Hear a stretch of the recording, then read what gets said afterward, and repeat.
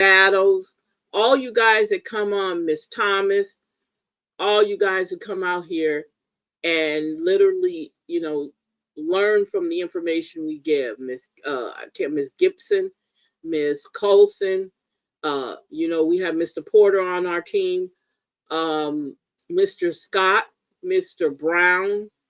Who else do we have out there that I can think of? Miss Agnes, you guys, Miss Agnes hasn't been on here in a while. Um, and she's doing fine. The last time I spoke to her, um, it's a lot went on with their services, their phone service. People were hacking them and stuff, so she kind of laid back a little bit off of coming on here because she didn't want anything to happen. So but I try to talk to her as much as I can. I hate that all that happened to them because she's very instrumental to this whole uh, family that we have created here. Um, so yeah, I tried to call her today, but I couldn't get a hold to her. She didn't answer her phone, so I can try again tomorrow. I'm gonna try to make sure I call her to check on her as much as possible. Now that we can't, always get her on. She was on one time, and look, the day that she was on, something. Oh, the lights went out. That's when. That was so weird. The night that she came on, the lights went out. So me and her had a conversation off air.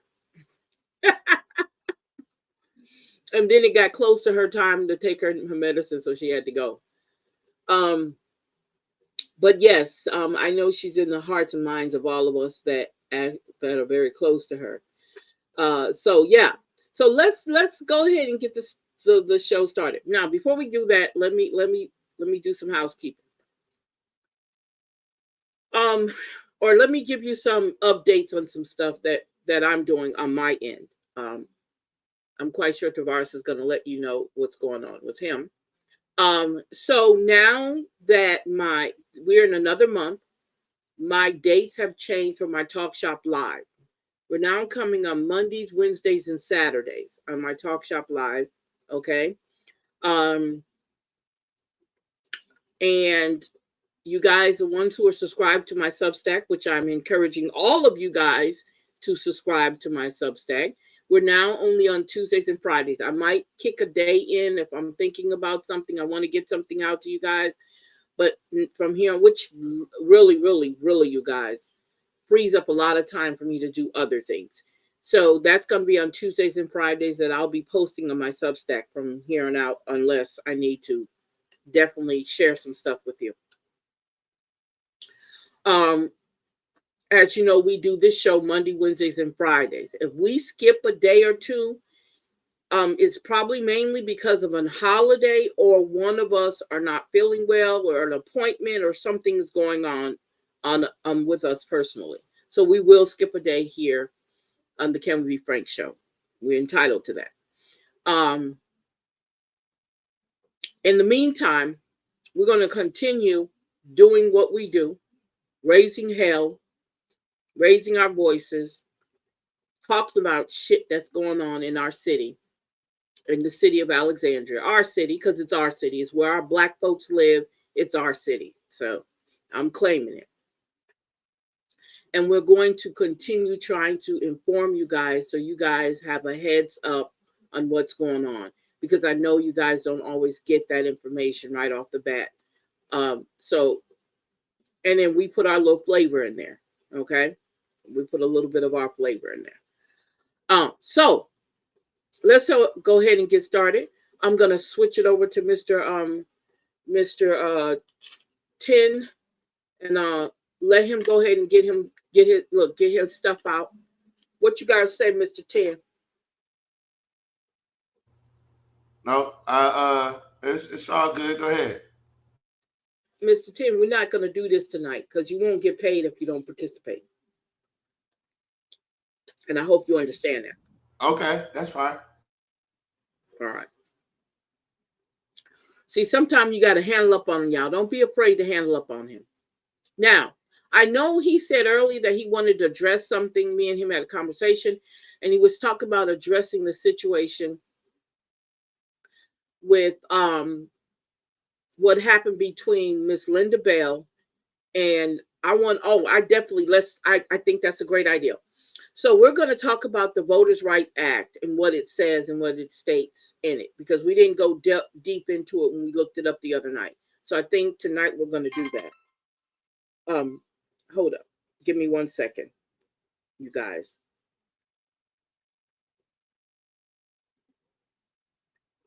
Hold up.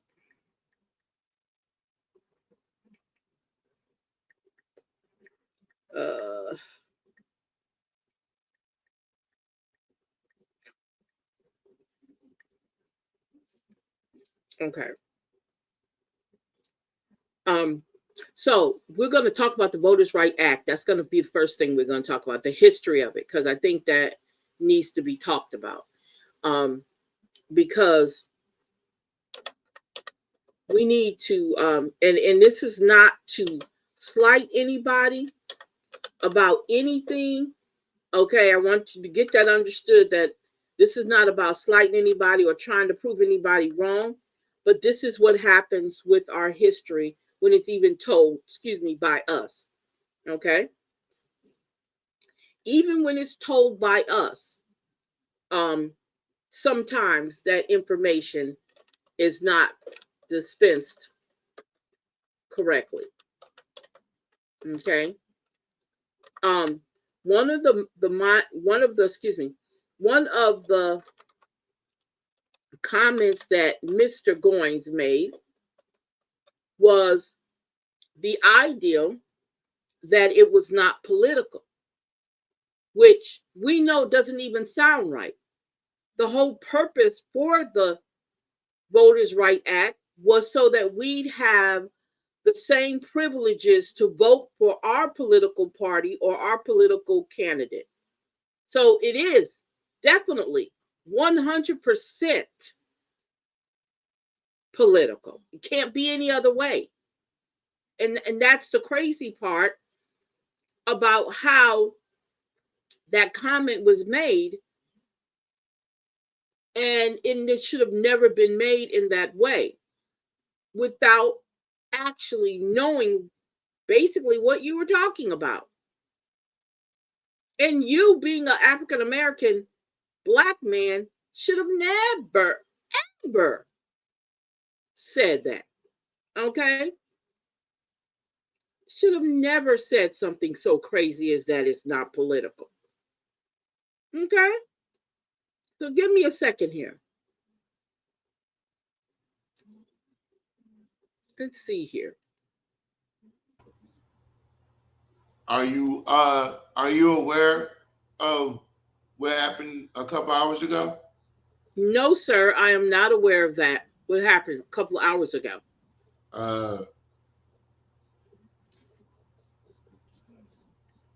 The mayor is having 2 back-to-back briefings on the 8th and the 9th. Mm-hmm. So you know about that? No, I didn't know that. No. Okay. Both sessions will focus on redistricting and the legal standards tied to the map debate, including the Voting Rights Act requirements. Public comment is restricted and must be requested ahead of time. Ooh, that's voters. That's the First Amendment. Well, no, it's his meeting, so he gets to pick what the rules are. Okay, gotcha. Okay, that's definitely need to be talked about. Okay, sounds good. They said this meeting comes only days after the city council voted to restore the other maps. Yeah.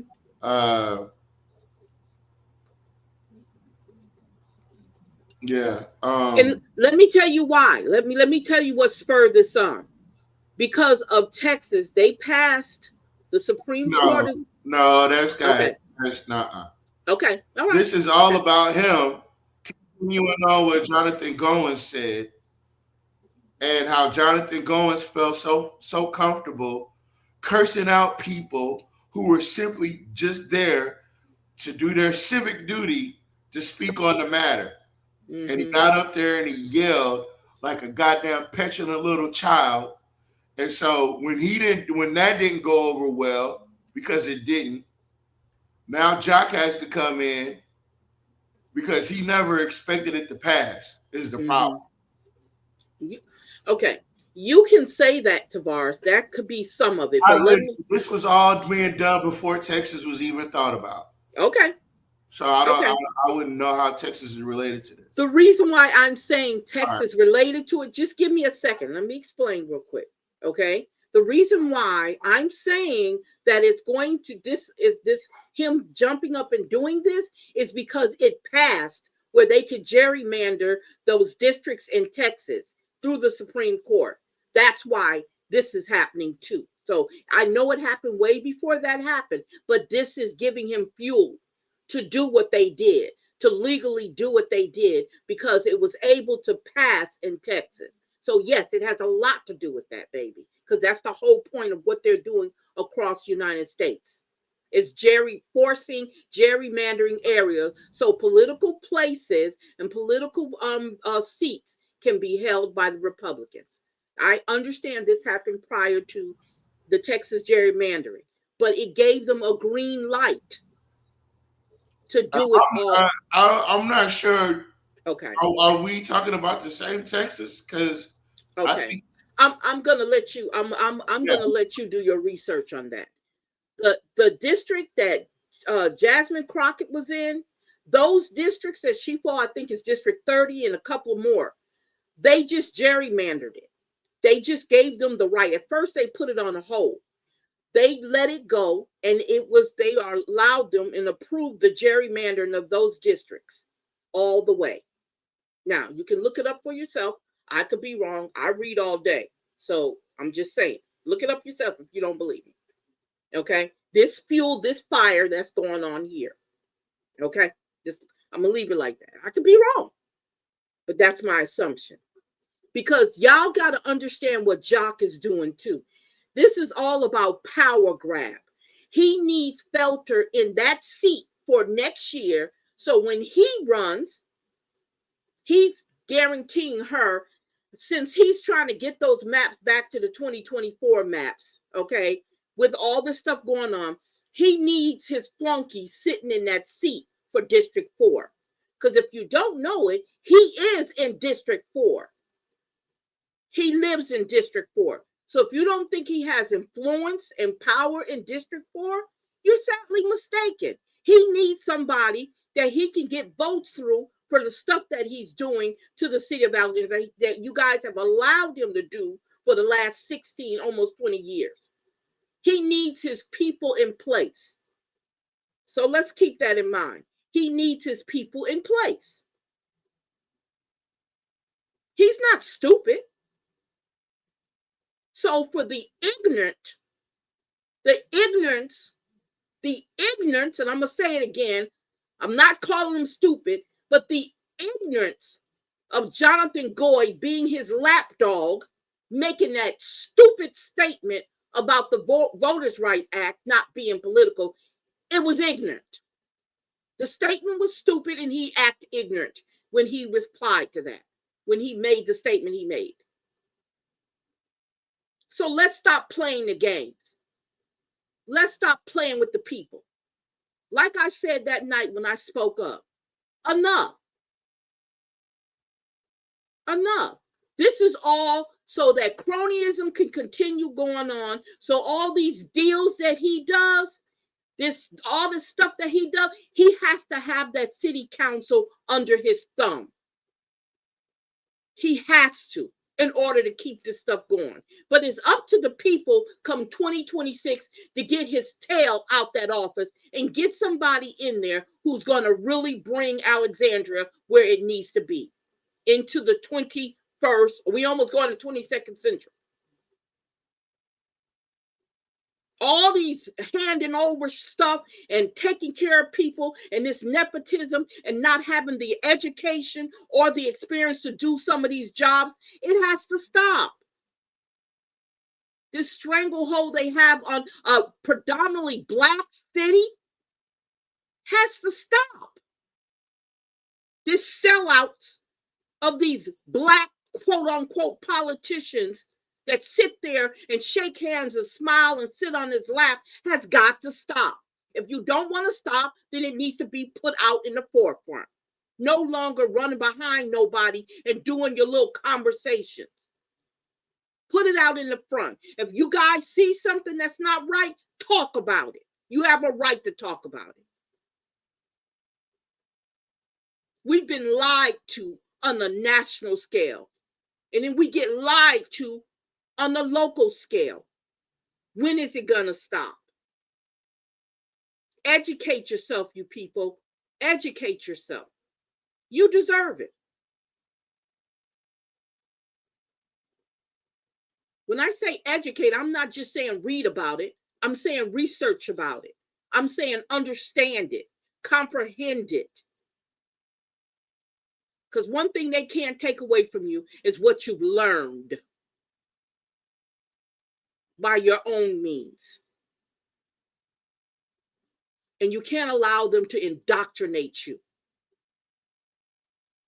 This man has never, as long as y'all keep putting him in there, he has never brought Alexandria into where it should be.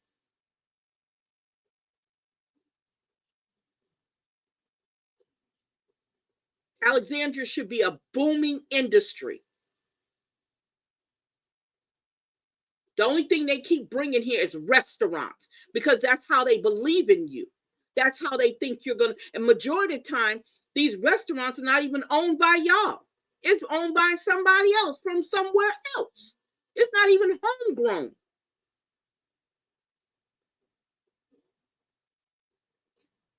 You wonder why we have obesity like it is here. Because all we do is sit up and eat.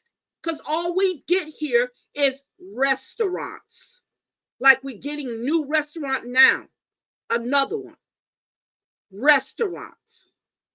Ain't nobody breaking their neck coming to Alexandria. Aren't you tired of servicing everybody? Because that's what Alexandria is. That's all they keep making deals with. People with services. Keeping you in washing clothes in hotels. And feeding other people. You can't even afford a living wage to feed your own family, but they want you to work and feed everybody else. Because that's all they're bringing here is restaurants. And it's amazing how some of the people that don't look like us, they glad to see a restaurant to come. Because most of the time they can afford to go to them. Not making a living wage doesn't give us that same privilege.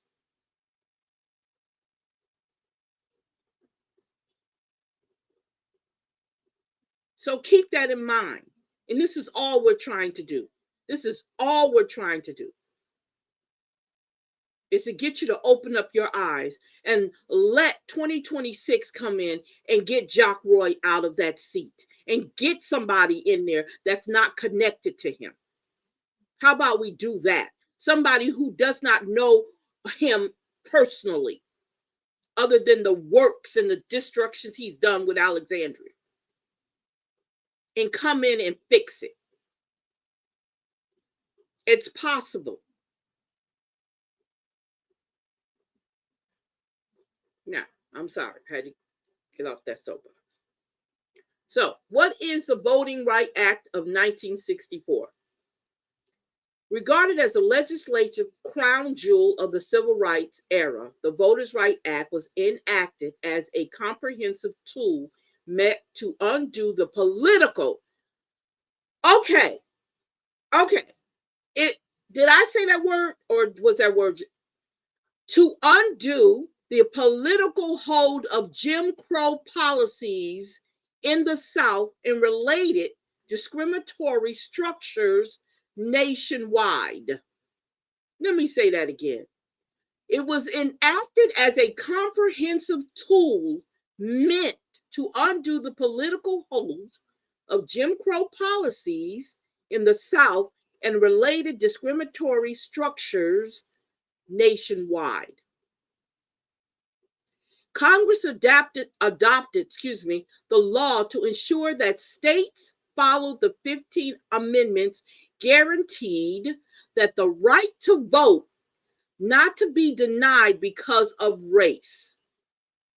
The law fundamentally opened political opportunities for Black and Brown communities to participate in all aspects of the political. I'm slapping myself in the mouth. Political system on an equal basis. Section 5 of the law requires jurisdictions with a history of discrimination to obtain approval from the Department of Justice or a court before changing vote rules, a process known as pre-clearance. Section 2 of the law allows people to sue, either on their own behalf or with assistance of the Justice Department. Now, Section 2 is the only part left that they have not messed with in the Voters' Right Act. Every year, every time you turn around, they were chopping and pulling it away. Right? To undo existing laws and procedures that would deny equal political opportunities to voters to elect their candidates of choice.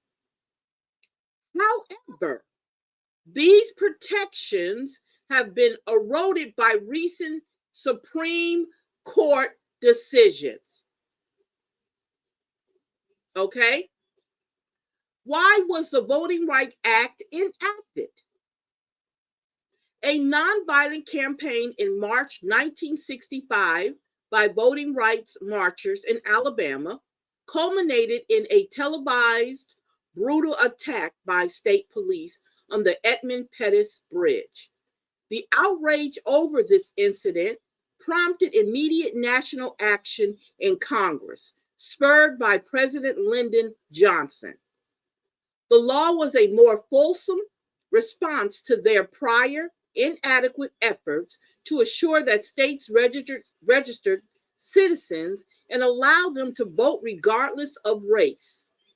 Despite multiple court orders, including from the Supreme Court, several states created rules that denied or limited opportunities to vote for Black citizens, such as poll tax and literacy tests. That was one of the parts he was talking about. He forgot that it was political, right? These schemes effectively undermined or eliminated the political, again, power of Black communities, even where they were a majority of the population. Alexandria, Louisiana. What are the effects of Voting Rights Act? The law has been a hugely successful shield against schemes that limit or dilute the voting power of communities with a history of being marginalized. Alexandria, Louisiana, districts 2, 3, and districts 1, 2, and 3. I'm just putting that out there. This protection has been especially helpful in processes like redistricting. Wait a minute. This protection has been especially helpful in processes like what? Redistricting? Oh my God, no. Which has led to the election of 100 of federal, state, and local candidates of color in states with a history of discrimination. Oh my, no. Hold up. In the years after the Voting Rights Act's passage, the disparity in registration rates between white and Black voters rates dropped from nearly 30% points in the early 1960s to 8% points just a decade ago. Later. Based on this success, the Voters' Rights Act was reauthorized multiple times. In 2006, the reauthorization passed both chambers of Congress with wide bipartisan support passing unanimously in the Senate. How has the Supreme Court changed the Voters' Rights Act? Good question. The Voters' Rights Act has been a constant target of conservatives on the Supreme Court since its enactment. Wow. While the law has been renewed multiple times, the court's decision in recent years have often worked to limit its application. Wow. Of greatest concern is the 2013 case, Shelby County versus Holder, which effectively eliminated the use of pre-clearance. See what I'm saying? Following decision, the states that no longer had to get federal approval of new voting rules unleashed a wave of policies that made it harder to vote. Do you see what they just took off in 2013? That pre-clearance we talked about earlier? And Brennan Center research has shown that the racial gap in voter turnout has grown in jurisdictions previously covered by Section 5. Now, how did that happen? In the absence of pre-clearance requirements, civil rights groups have needed to rely more on litigation under Section 2. That's why you took it to court. You took it to court to make a decision to combat discrimination in the political system. There's that word political again. But lawsuits to undo these unfair rules are both costly and takes years. Not in the state of Louisiana, during which elections continue. And in its 2021 ruling in Brnovich versus the Democratic National Committee, the Supreme Court made it harder to bring lawsuits under Section 2. Do you see? That's the last bit of the Voters' Rights Act that they're trying to dismantle. What are the prospects for the Voters' Rights Act future? Despite declining yet another invitation apart from the precedent to erode the law further in the recent case of Allen versus Milligan, the Supreme Court's current majority has been quite clear in its hostility for the present means of combating discrimination in politics and protecting fair representation. However, the court is not the final say on the matter. Congress has specific authority under the 15th Amendment to craft necessary legislation to safeguard the right to vote absent race discrimination. Accordingly, a new law that adequately protects the right to vote for every citizen is well in order. The record supporting such a law would press the Supreme Court to respect a new and well-grounded congressional response to a present and clear need for federal oversight of our election system, because they want to make sure that they are in charge. White supremacy, and anybody who says, oh no, it's not white supremacy, it is. They want to stay in power as long as they can. And if they can't stay in power and we put a black person in there, they're going to make sure that they stay in power over that black person, so decisions that need to be done for the black communities don't get done. Sellouts. Okay? We mean that word. All right? So, as I said before, the whole thing is Jonathan Goines was incorrect in what he said. And I will tell him in his face, and I will show him, reference it. He's the lawyer. I don't have a law degree. But I know how to teach and instruct.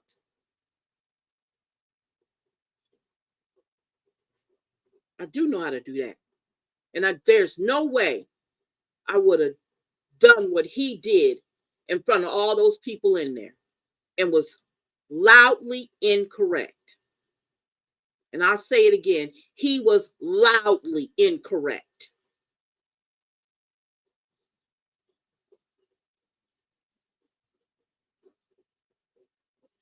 And so we have to come to a point where we got to stop this showboating with the lies. It's in black and white. And all we have ever asked with that act was to give us equality in voting. Let our voice be heard through the people that we choose to vote for. And this is what you guys have to think about. Now,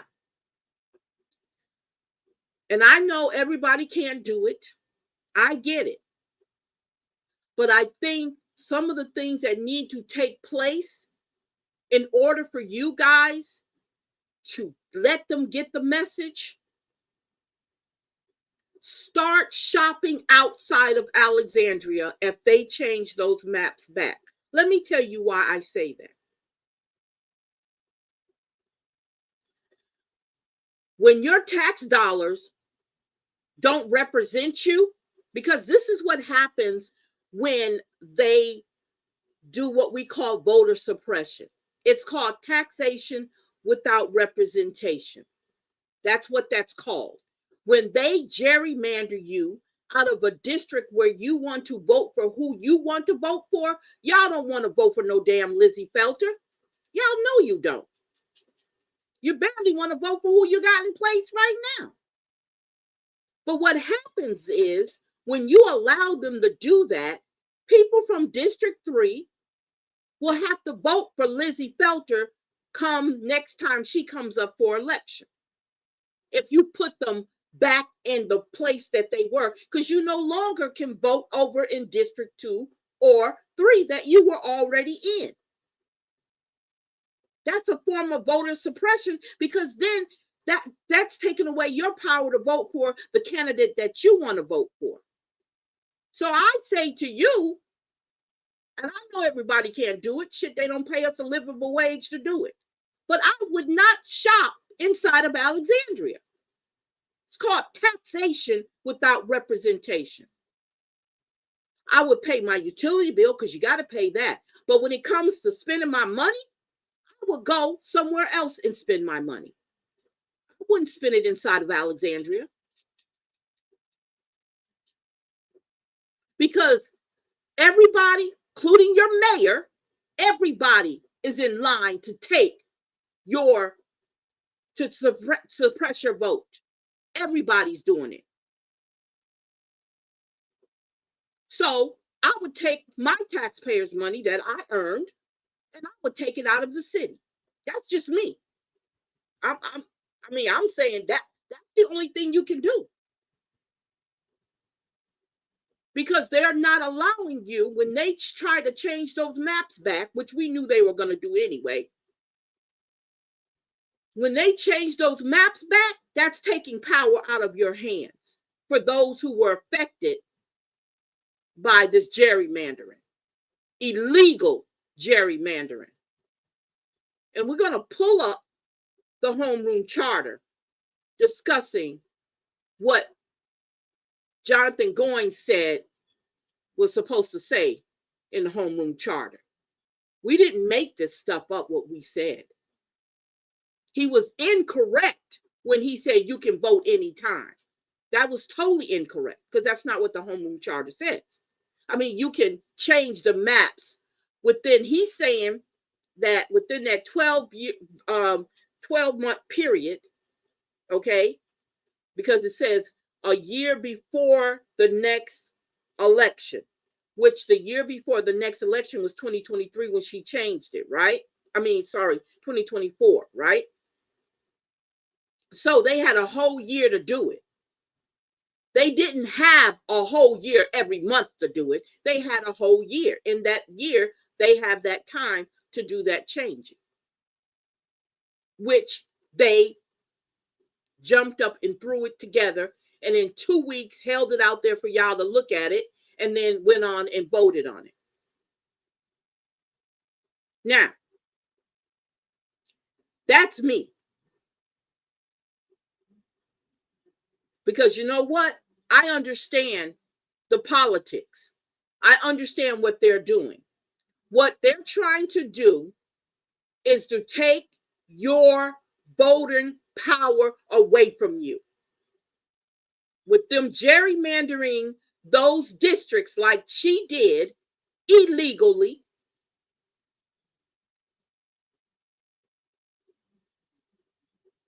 she's trying, they're taking away your vote,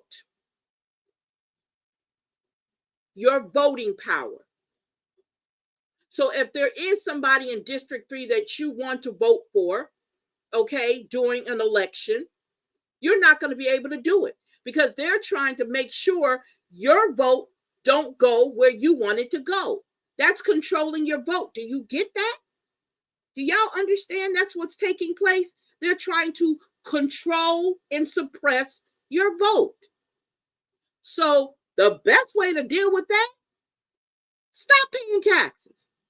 Because you ain't getting nothing benefit out of it anyway. What do y'all think about it? What are y'all getting out of paying taxes in Alexandria? Anybody hit me up and tell me, what do you as Black African Americans in a city that's predominantly Black, explain to me what you literally get when you pay taxes in the city of Alexandria? Anybody?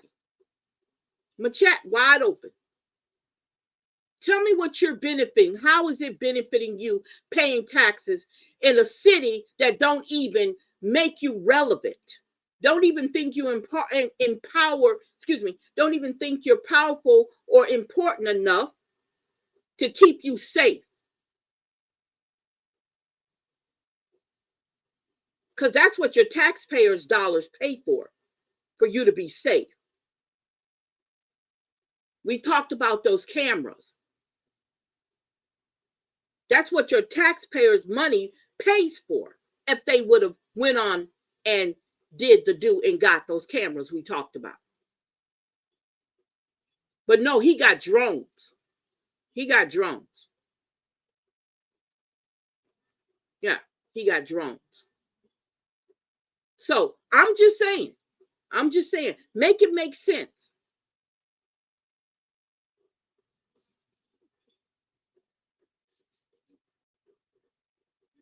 You have a police force that's supposed to, well, they don't protect you, they protect the property. And I wish you guys would understand that. Police don't protect you, they protect the property. Okay? Unless they consider you property, which that could be a possibility. They'll protect you then. So let's talk about your police department. We know it has racial problems in the APD. We knew that. Is it still going on? Oh yeah, I'm quite sure it probably is. Why is it people not breaking down the door to become police officers in the city of Alexandria? Everybody hollers pay. I believe it's a lot of politics that has to do with it too. So I want to be reassured what I'm saying is not even that it's even correct, but it makes sense. So your tax dollars pay for that. How do you benefit from that? Are they keeping you safe? Because if I'm not mistaken, a 14 or 15-year-old got shot over there on Bolton on Van Street just the other day. They found bodies. I heard there was 4 shootings not too long ago. So and then let's not talk about all the unsolved murders here. Let's not even talk about all the unsolved murders in the city of Alexandria. So I want you to tell me, how are they protecting you? Because that's one of the things that your taxpayers' dollars pay for. I do know that for sure. I know your taxpayers' dollars pays for the utilities to be run to maintain your electricities here in Alexandria. I do know that because that's like what 55% of the revenue in Alexandria is utilities. Please tell me if I'm wrong. because we own our own utilities, right?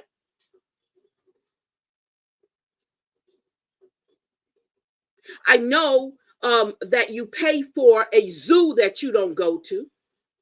I know you help out your taxpayer money, help out a lot of little companies and entities and organizations around Alexandria that you don't get a chance to benefit from. I know they take your money and buy different things that you guys have no use of. So I'm trying to figure out, give me some numbers and some things that your taxpayer money goes to and you benefit from it. Let's not talk about when companies come here or businesses come here, the incentives that they get when they come here. Whether it's a shoe store, whether it's a Popeyes, you know, something that, you don't really have to use.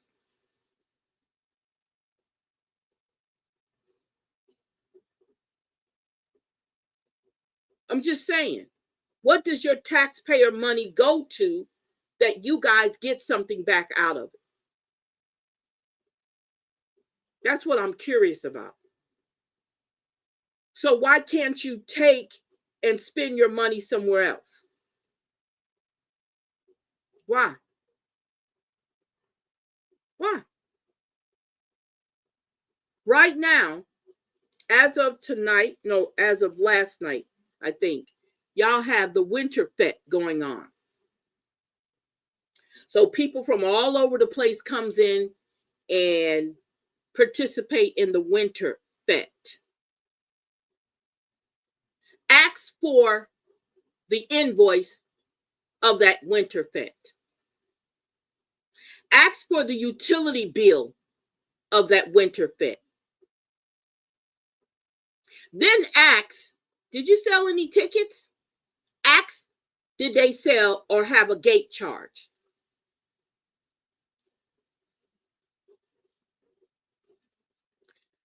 When you don't have a return on any investment that your taxpayers' money goes into, because you pay the utilities on that Winter Fete. I just want to let you know that. Those 3 or 4 nights that is running, any type of fete that y'all have here, you do understand you're paying for those utilities, right? You do understand that. You do understand you pay for the utilities out at Johnny Downs. You do get that, right? And you don't benefit because you don't go out to Johnny Downs. Your kids don't play on them fields in Johnny Downs, but you pay for it. You pay for it.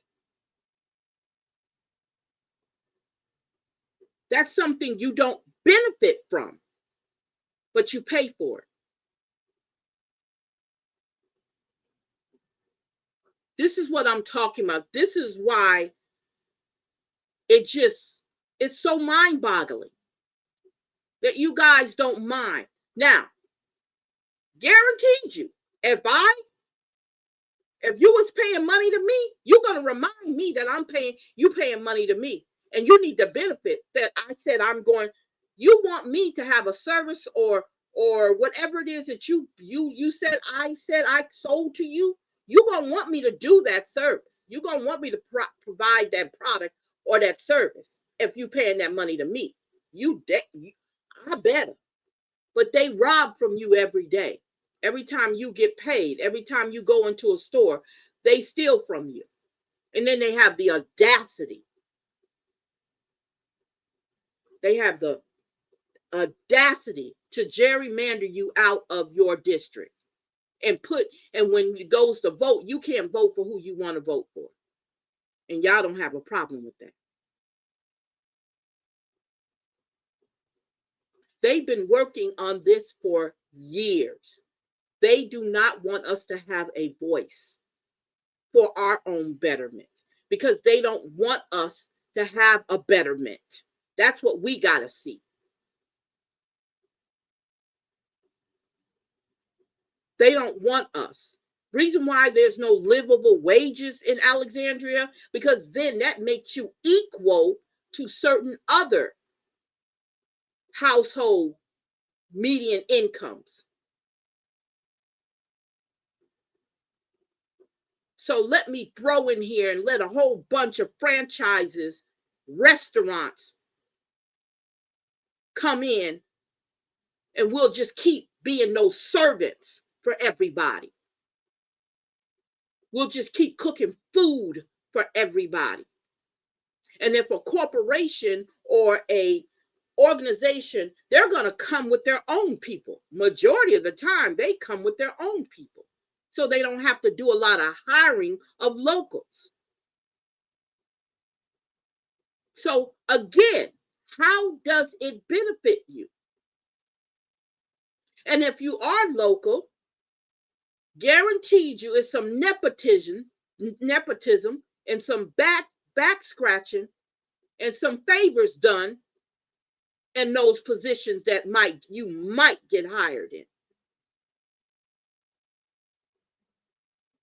But we've been trying to show that to you guys for years. And they do it in your face. And all they need to have is a whole bunch of black looking people, or what we call colored people, to come out of the woodworks.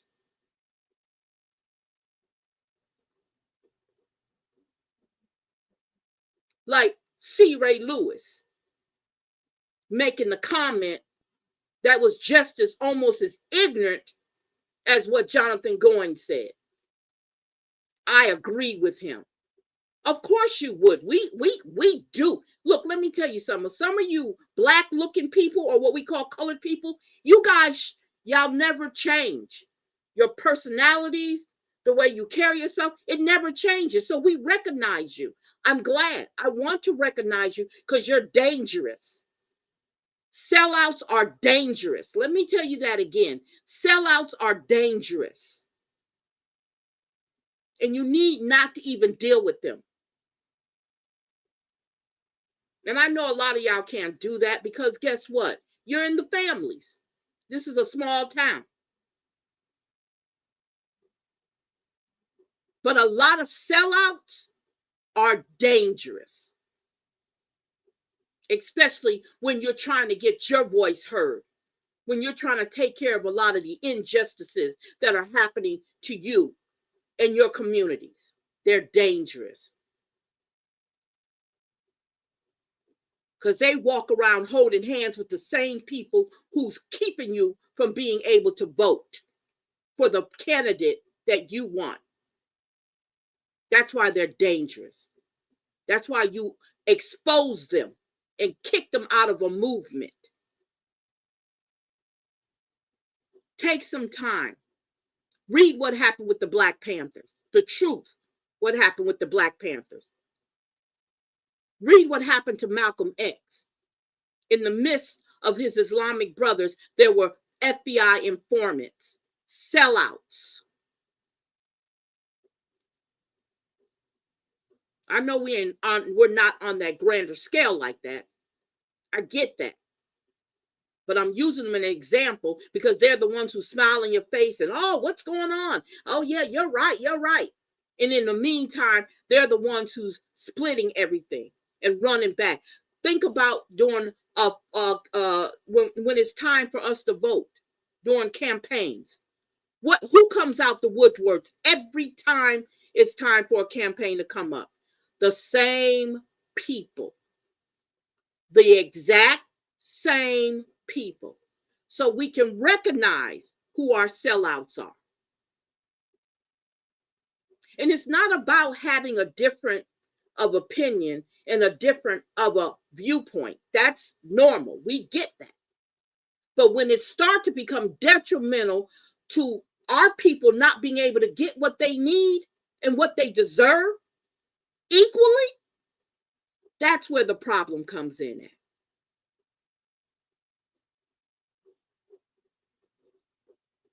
That's where we get hurt. And that's why you have to recognize them. And you have to call them out. We understand Jonathan Goins got up there and did his performance because he works for the mayor. We get that. We get that. We got that when it happened.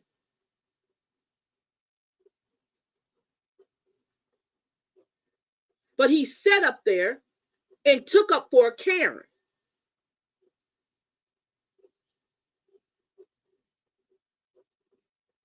Because what is this whole thing about making sure she stays in her district? What is that about, y'all? That's not just because she nostalgically needs to stay in her district. Y'all, it's more behind that. And that's where y'all need to be looking. I tell y'all that all the time. Question everything and look behind the curtain. It's more to the idea that she just wants to stay in her district. It's more to that. It's a lot more to that. And then, on top of that, did you see who voted for Gary Johnson and Cynthia Perry for Cynthia Perry to stay in that seat? We already told you what I'm saying. Me, I'm not going to say everybody else. I'm going to say me. We see how Cynthia Perry votes. Yeah, this might have been a monumental thing she needed to do in her head. But there was something negotiated.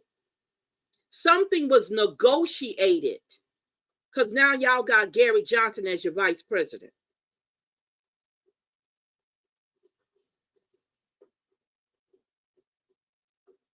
Something was negotiated, and it's going to come out. It's going to come out. Just watch. Mark our words. It's going to come out.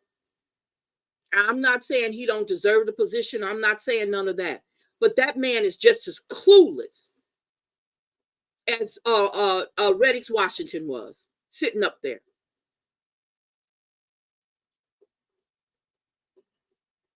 We know Cynthia Perry and Jock Roy are buddies. We know that. We saw it a long time ago. We know he even mentions that he talks to her. He said that out loud. And he does that on purpose. He names the people that he has conversations with. He did it before. When he don't talk to the other black city councilmen, he tells you exactly who he talks to. And guess what he said that night? I talked to Cynthia Perry and Gary Johnson. Even before the vote was even in, before we knew about what was going on. That's the problem I have with us as black folks. Those are your suppressors, along with the oppressors.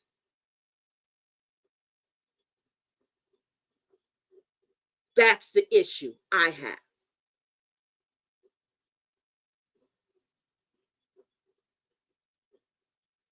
With how they're doing things and how they've been doing things. So, Jonathan Goines, for you to sit there and make the most unintelligible statement that it was not political, that's total bullshit. I call bullshit on it, because exactly what took place. Now, I'm going to tell you guys this. Start watching. If you don't never watch what goes on with your city council, watch what's happening now. Watch what's happening every time a vote comes up that needs to be something that needs to be voted on. Watch Gary and Cynthia. Watch them. Make them the star of any time you watch that doggone city council, especially when it has something to do with the black community. The black districts, 1, 2, and 3. Pay attention. Pay attention. Because you're going to see a whole different ball game happen up there on that Diaz. And when it comes to that agenda and when it comes to how they vote, watch. But we keep putting them same people in positions. We keep putting the same people in those positions. Now, they got amnesia because it was told earlier that a whole different thing was supposed to take place. But she got amnesia because now I'm in a position of power. Okay? Y'all get caught up on titles. That's the problem. Y'all get caught up on titles and you don't know the education or the experience. It don't matter. We as Black folks, oh, I'm this and I'm that. I did it. But it wasn't because I was trying to brag about what I have. And I'm not saying don't be proud of all the work you've done. I'm just saying have some experience behind it. She's power hungry now. Because she could have stepped down and let somebody else get in that position, but she didn't. She got back in it. And let me tell you something. Fowler and Ballard and Felter had already had that. That was a conversation that happened way before y'all even knew it was going to happen. This is what I'm talking about. Alexandria cannot grow until the people want it to grow. And I'm not talking about a handful of them. I'm talking about the majority. When the majority of Alexandria starts to pay attention, the other voices don't even sound. You can't even hear. Those other voices will start being minimal. But y'all will let a few make decisions that's going to affect you.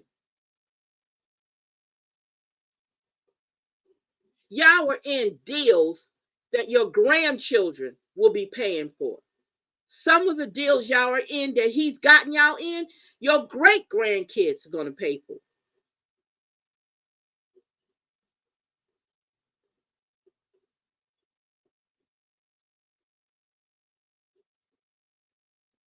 That's what your mayor got you in with these different contracts and bills and all this stuff and these bonds.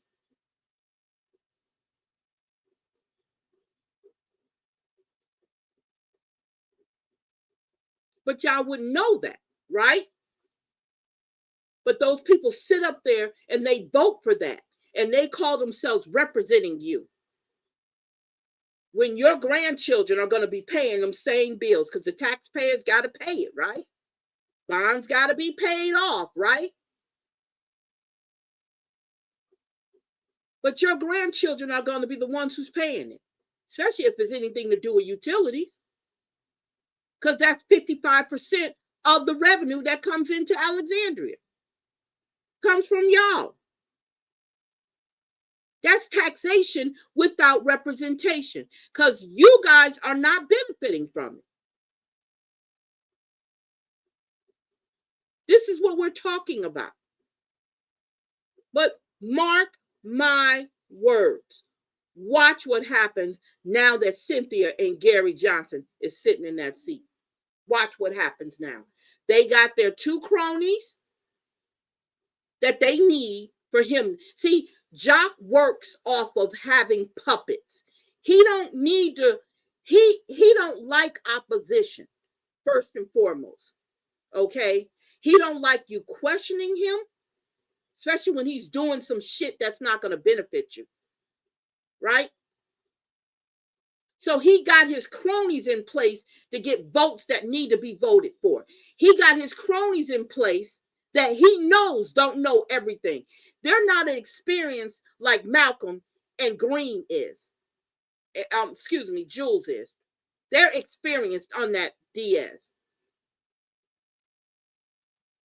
So they give the two powerful positions to two, I'm not going to say flunkies, but people who don't really know.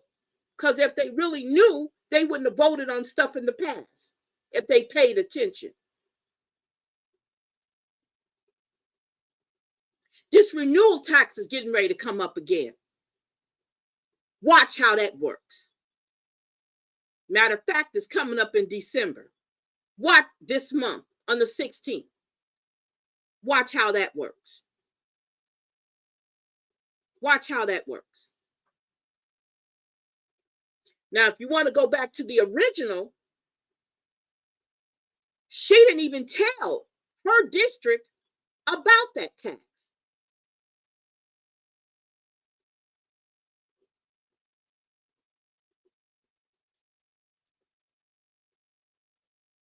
She didn't open up her mouth about that tax. Watch what happens this time. Watch what happens this time.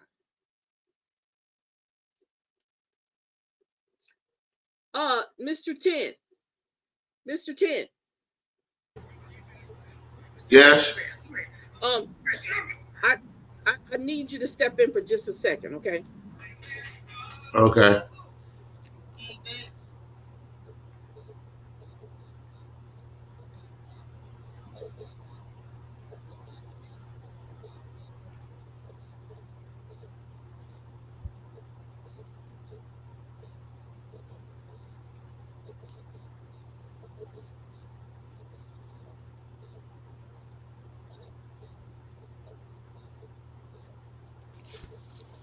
Welcome to You Can't Clip My Wings on Talk Shop Live, where we reset with soul and rise with power. Sundays is Soul Food Reset. This brings you ritual-based skincare and affirmations to start your week grounded and glowing. Wednesdays is mid-week motivation, bold fashion, legacy talk, and unapologetic truth.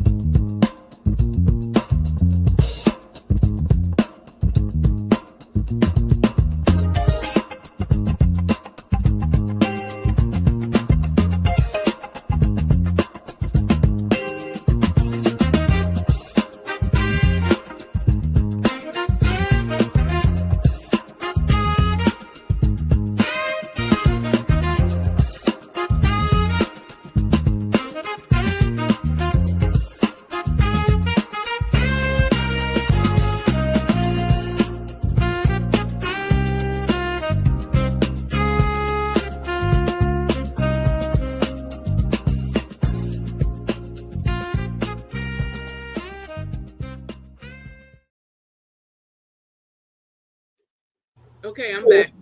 Go ahead. Go ahead. That was it. Oh. Okay, thank you for that. Thank you for that. So I'm just saying, and I think we have some clips we want to also play with a little bit. But no, I just want you guys to kind of get a look at what's going on. Put all your glasses on and look at things from a wide perspective, not just a closed-minded perspective, but a wide perspective of what's happening. Okay? We know the elections in 2026 are coming up. You don't think he's ramping up for it? Oh, yeah, he's ramping up for it.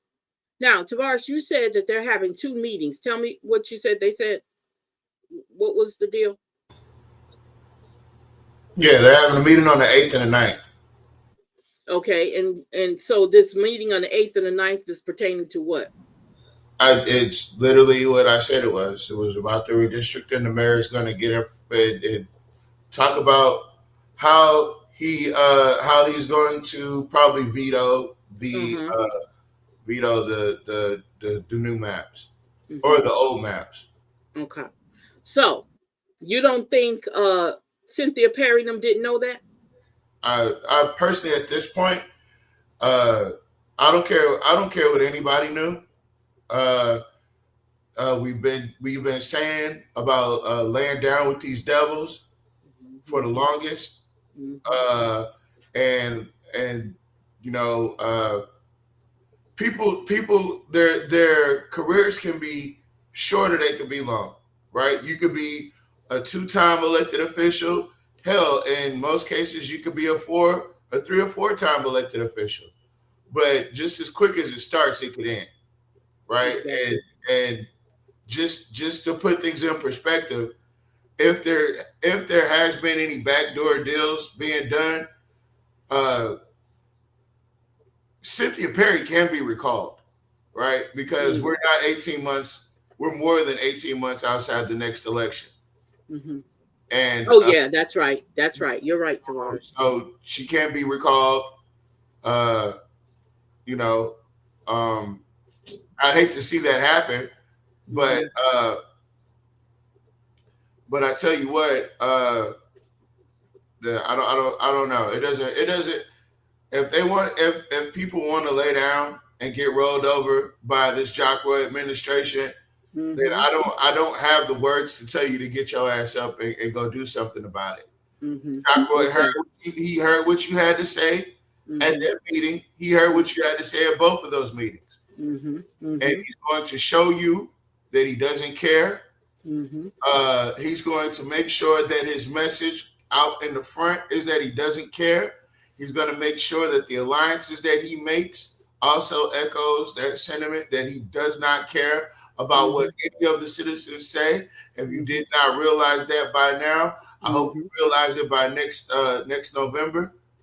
And if you don't recognize it by then you know, I don't even have to talk about Cynthia Perry getting recalled, because there's not going to be. I'm not going to be on board. We're trying to fix anything that could be fixed right now.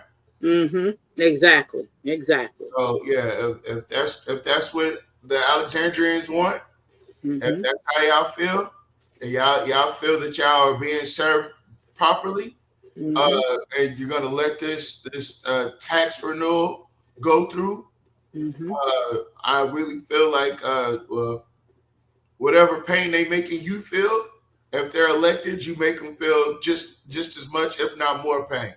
So if they're worried about getting reelected, you make sure that they don't get reelected. If they're worried about this tax renewal, you make sure that they don't get the tax renewal. They put pain on you, you put pain right back on them. That's right. You're right. So I when you were talking about it, so it says here, and this I'm giving Urban Cast their, I'm not going to steal from them, but this came off of Urban Cast, and it says Alexandria, Louisiana, as of today, it says 11, which is actually 12. You got that wrong. 12/5, 2025. Tonight, we want to let residents know that the mayor of Alexandria has called 2 back-to-back briefings for December the 8th and the 9th. Both sessions will be focused on redistricting and the legal standards tied to the map debate, including Voting Rights Act requirements. Public comment is restricted and must be requested ahead of time. Do you see what I'm saying? And this is what y'all want him back in 2026, right? Okay. These briefings come only days after the city council voted to restore the 2022 district maps, a decision widely supported by the community. Because of that timing, many residents see the briefings as important to watch. Both sessions start at 4:30 in the city council chambers. So let me explain something to y'all. This is going to be a way, like we said, but you know, we already predicted this. We already said they were going to do that. We already said that. Yeah. We already said that. But again, y'all, he's coming up for re-election in 2026. Okay? He's coming up for re-election in 2026. Okay? So with him coming up for election, guaranteed y'all better make the right decision. It's on you. It's literally on you. Why are my comments are not coming up? I don't see my comments. Huh? Oh, let me do this. I'm sorry. It's something I might have didn't do. Let me put our because I don't see I see them over on the page, but I see them on my Facebook page, but I don't see them on in here in the comments. You're probably not. Just read them off the page. There's nothing you can do about that. Why not? Huh? Why I can't read them off the page? Hold up. You know me. I'm hard-headed. Okay. So it says here, Nat said neither did Gary Johnson. Oh, I have 25 comments. You guys, please forgive me. I cannot see these comments at all over on the page, on our StreamYard page. So it says here, why is it doing it? It's not giving me all my, okay. It says neither did Gary Johnson and political bobblehead. They've been breaking all kinds of rules, bait and switch. That's right. That's right. You're right. You are so right. Let me see here. Let me share this. Okay. Now, you guys, You're viewing it from my page. That's why you can't see. You're watching it from my page. But I'm still okay. I got you on that. But I'm still not seeing my comments over here on in my what's the name? Well, okay. So, are you streaming the Universal Collective Network? Mm-hmm. No, you're not. Oh. Wait a minute. It didn't. It was supposed to. Oh, you know why? You're right. You know what? It's not. So I need to share it over there. That's what happened. All right. Oh, it didn't pick it up. Yeah. That's what it was. Hold up. Let's see. Can you do it? No. Oh, shoot. Okay, give me a second, y'all. I'm sorry. I was wondering. Now they're already watching from other pages. Yeah. Yeah, but I didn't know I didn't. Close your message box. Okay. Huh? The messenger box? That's your message. Yeah, I did. I did that. I did that, God. Okay, let's see here. I apologize, y'all. I thought I had put it over there, but I didn't. Let me see here. All right, there we go. There we go. You got it over there? Yeah. No, I don't. She said, okay. Y'all gonna have him drinking all weekend. Nat said, we're getting the comfort of knowing that the white peoples are living better than we are off our tax dollars. Mm-hmm. Ms. Summer says, depends on what district you live in. Shamir said, Johnny Downs lights so bright, I don't need headlights at night. If people like being treated like that, then we have to love it. Nat said that. Ms. Summer said, plus they're already trained. Shamir said Goins would have got the middle finger. Nat said protected the white power structure. That's what he did. He also said December the 16th is what we have to look out for because a lot of shit is going to come out then. Mm-hmm. Ms. Shamir said they'd be breaking all kind of rules. Nat said neither did Gary Johnson, and then he called him a political bobblehead. Ms. Summer said it was a bait and switch. Mm-hmm. Shamir said we ain't lying. Summer called it traps, and then she said something about the dance. Good evening, Mr. Ricks. For some reason you never know. Ms. Shamir said right. Something about David Fauché. What? Cannot say political and okay, he was tagging people in it. Okay. Okay. Yeah. But yeah, that. Go ahead. No, go ahead. Yeah, I lost my spot.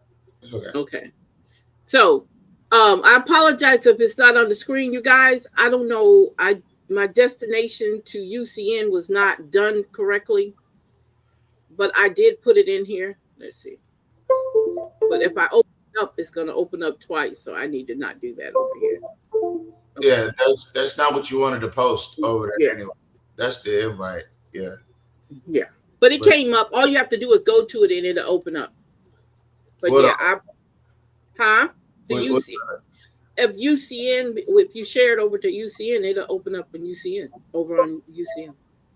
It doesn't look like it. It looks like you sent the link. Yeah, but if you go into the link, it'll come open. I just did it. To the link that'll put you in the studio. Yeah, that's right. Yeah. Okay. So you might want to remove that. But I did. I took it off. Oh, I see what you're saying. I get you. I get you now. I'm kind of slow. It's kind of slow. Just give me a second. I'll take it off of there. I'm Yeah. sorry. If Jock feels like it's imperative that that those district maps, you make Jock feel pain. Mm-hmm. You put him in the hurt locker.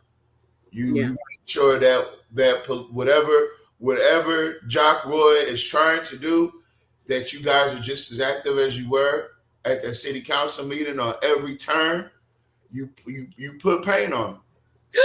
Look, Mr. Porter. Hi there. Hey, folks. How you doing? I'm good. How are y'all doing? We're Pretty good. doing Follow the fine. link. I knew that y'all were coming on. How did I Oh, know okay. it? I don't know, but I knew. So I stayed up. It's almost 10 o'clock, All right. Thank you. but I knew you were coming on. So, Mm-hmm. Look, Mr. Porter. Talking about Go ahead. talking about on the 8th and the 9th, your mayor is doing a briefing on the redistricting maps. yes, I saw that. Yes. So I was informing the people. I forgot which one of y'all said it, but I was in the room with you, Malcolm, and Ed, and it might have been Jules and Mr. Fuller, and we was talking about when they're not giving you what the community needs, you got to figure out the best way to put pain in their life. And if Jock is choosing to go this route and wanting to veto what a majority of the city council deemed necessary and what the people spoke out in favor of, you got to put pain in Jock's life. You have to show him at those polls. You have to show him at them city council meetings that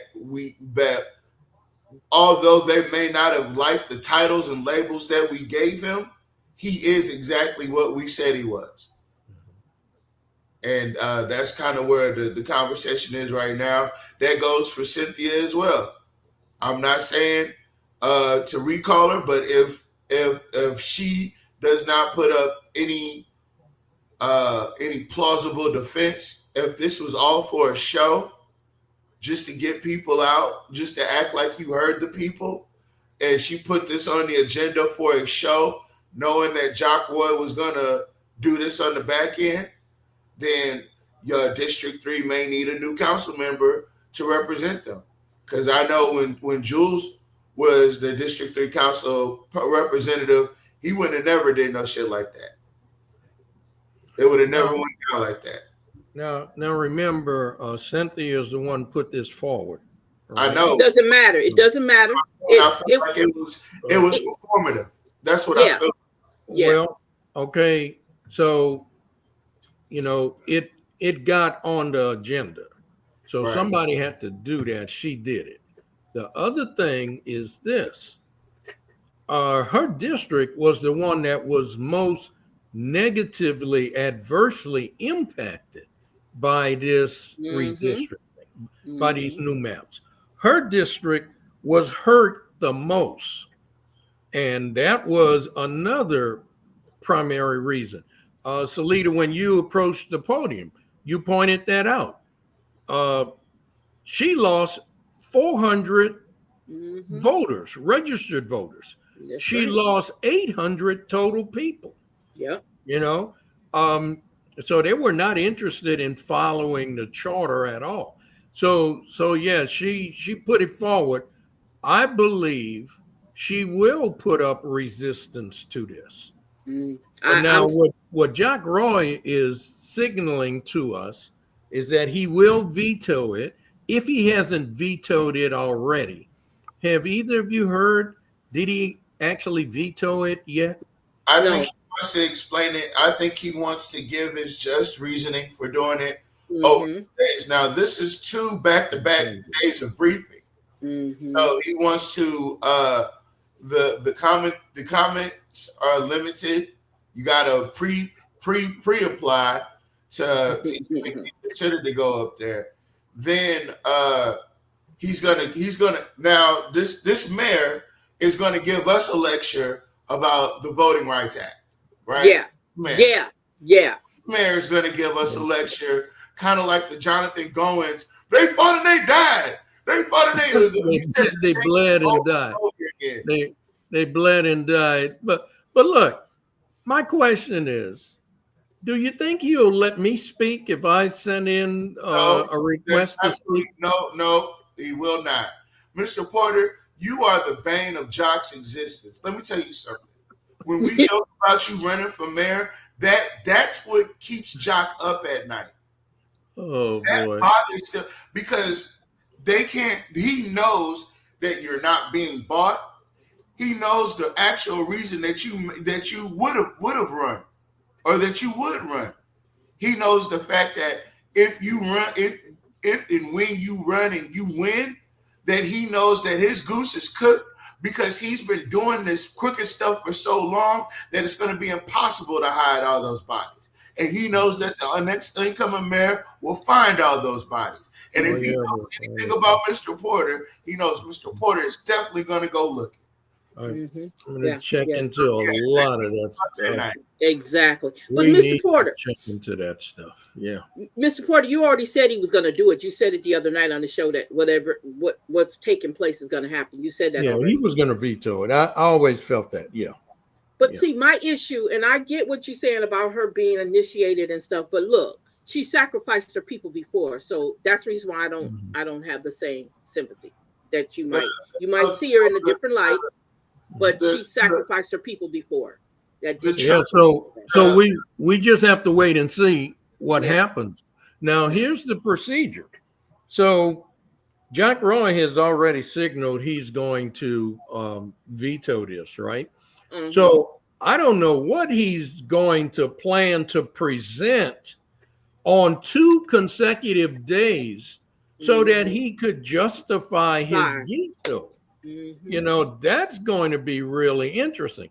And since there cannot be any rebuttal, he can put as much misleading information in front of the citizens, and the ones who think he's honorable and has some measure of integrity will accept him at his word if they're not familiar with the whole procedure. Here's the procedure. The mayor has 3 options. He can approve it and it goes into law. He can veto it and it goes back to the city council, or he cannot sign it at all, which after 10 days, it goes into effect without his signature. So what we feel, he's going to have these 2 press conferences with limited comments, and we know what he's going to do, right? He's going to bring people or accept comments from people who support keeping the 2024 maps, all right? And on the heels of what the Supreme Court just ruled about the Texas state maps, I'm sure they feel buoyed up by that. So they're going to say, well, the Supreme Court just approved the Texas redistricting, so they're going to always throw it back there. However, that's not the starting point. The Supreme Court is the ending point, the finishing point. The starting point is our charter. Are we going to comply with our charter or not? Our charter says every 10 years, okay, unless there is an annexation that significantly changes the population of one district or another. If you're annexing land that nobody lives on, there's no impact. Not until a developer put up houses, apartments, whatever, and people move in there, now you have population. Aside from the decennial census and annexation, there really should be no redistricting. Now, the problem here is that one individual took it upon themselves to redistrict it simply for their own personal gain. And in doing so, they upset the apple carts in 2 other districts. So there was collateral damage there just to satisfy one person. And that one person, that council member, took upon this redistricting in illegal procedure. They did not follow procedure. So you follow the charter first. Now, if there's some impediments, now you resort to the next level of laws, would be Rapides Parish. And then if that doesn't resolve it, you go to state laws. And if that doesn't resolve it, now you go to the federal laws. Okay. Now, if they want to talk about the Voting Rights Act, that's the 4th level. Okay, your charter is your 1st level, parish, 2nd level, state, 3rd level, federal is the 4th level. So the Department of Justice, to keep from having a whole bunch of these type things come to court, or the Justice Department having to take you to court over lines that were drawn unfairly, they list a lot of guidelines. And if you follow the guidelines, you are pretty much assured that you will not be brought into court because of your the maps that you've drawn. Okay. Well, those guidelines are based off of the Voting Rights Act of 1965. That's where the Department of Justice guidelines were developed. If you follow these guidelines, you'll be in compliance with the Voting Rights Act law. If you don't, then you're subject to either having a lawsuit brought against you or having the Justice Department bring you to court over your maps, whoever initiates it. Okay. So now they want to jump over, they want to skip totally over the charter. Now, the parish really doesn't have any stringent rules around redistricting. You jump over the state, and now you're going straight to federal, and let's talk about the Voting Rights Act. Yeah, okay, well, let's talk about it. Now, what the Supreme Court has done, they pretty much dismantled Section 2 and Section 5 of the Voting Rights Act. However, for our case here in Alexandria, we don't have any impediments to meeting the criteria established in our charter regarding to redistricting. Our charter is very clear. Each district should, as nearly as possible, have the same number of people. Point blank. It is based off of the data done every 10 years in the United States decennial census. Very simple. You have data, new data every 10 years, you adjust your maps accordingly. And the charter, the city charter for Alexandria says, have all the districts as evenly as possible. And there's some things you try and do after that. Now, those are the primary goals. Then you try not to split precincts if you can. But look, since I've been here, we've always had split precincts. I worked as a commissioner at the polls, and there were split precincts when I worked there. So every time there was a redistricting, they ended up with some split precincts. So the premise that these 2024 maps were based on, they're fraudulent.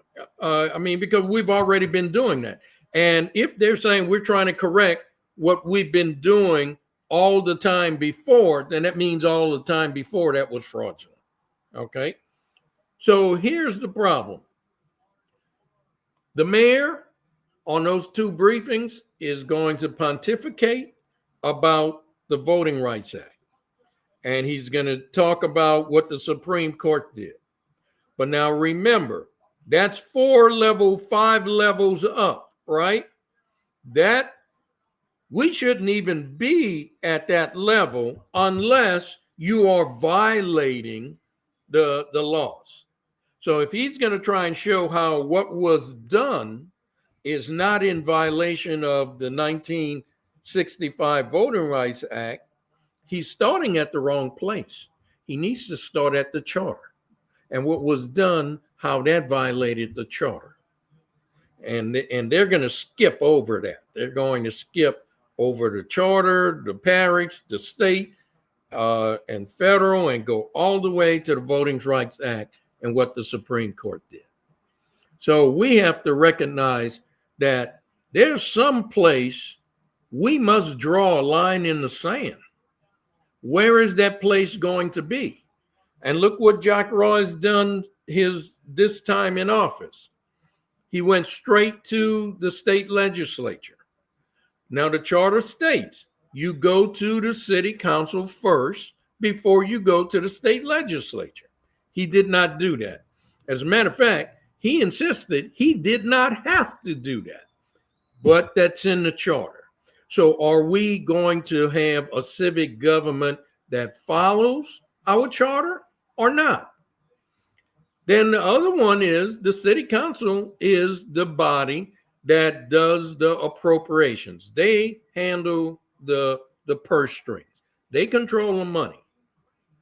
Jack Roy pre-filed a bond issue with the Louisiana Bond Commission and then came to the city council after the fact. The charter is very clear on that.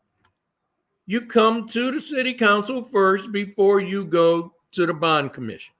He did not do that. Again, are we going to be a civic government that follows our own charter, or will we not follow our own charter? And when are the cases that you will follow the charter, and when are the cases you just throw the charter aside and do whatever you want? And now we have this situation with the redistricting, where it's not based on any new data, it's not based on an annexation, and it does not follow the charter as closely as the previous redistricting did. So if you're not going to follow the charter, then what are we really doing? What is guiding us to operate our city government? Because if we're going to ignore the charter from time to time, then we have no way to guide ourselves. You know, we're just drifting in the open sea and going wherever the wind blows us or the tide takes us. So we have to draw a line in the sand somewhere. Well, Mr. Porter, listen, I know y'all doing that. I'm going to just say this. It's hard to draw a line in the sand when your head is buried in the sand. Yeah. And the people that they got on the city council, the vice president and the president, they're like bobbleheads. They just shake their head up and down, you know, like you get at the baseball game or something. So they don't know. And it's sad when you don't know, and you can't use that excuse, well, I'm learning on the job. No, that's over with. That's over. Well, it's over. Wait, you've been in there 4 years now, or more than 4 years. That's enough to earn a college degree. So you really should be very knowledgeable about this at this time. You know. And quit doing what people tell you and read for yourself.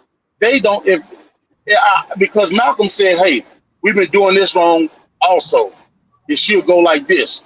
Yeah. Why Malcolm had to tell the president that, you know, she should already know how it's supposed to go. But if you're a bobblehead, you don't know. I'm gonna let you go back and talk. I'm kind of hot about the whole situation, so I'm going back and listen. Well, look, I kind of preempted something that Tavares was saying, and I certainly want to let him get back to it, because all of this is nothing but setting us up for, hey, we are going to marginalize the Black community in Alexandria, and we're going to let Elizabeth Filter draw the maps to suit her personal whims, and that way we can make sure that we do not have District 4 that could come into play in the event there's 2 white candidates and 1 Black candidate. Because if we go back to the original maps in 2022, District 4 was our most diverse district. District 5 is like 90% white. District 1 is like 90% Black. District 2, about 80. District 3, about 80, 82, 84. So all of our districts are predominantly one race, with the exception of District 4. And it was like 60-40, 60 white, 40 Black. Now, in 2030, 5 years from now, we're going to go through this again. And the issue here is that people are moving out of Districts 1, 2, and 3 and moving into other parts of the city. And the reason they're doing that is because Districts 1, 2, and 3 are being neglected. Their infrastructure is neglected, their water pipes, their sewage pipes, their drainage ditches, their electrical lines, their streets.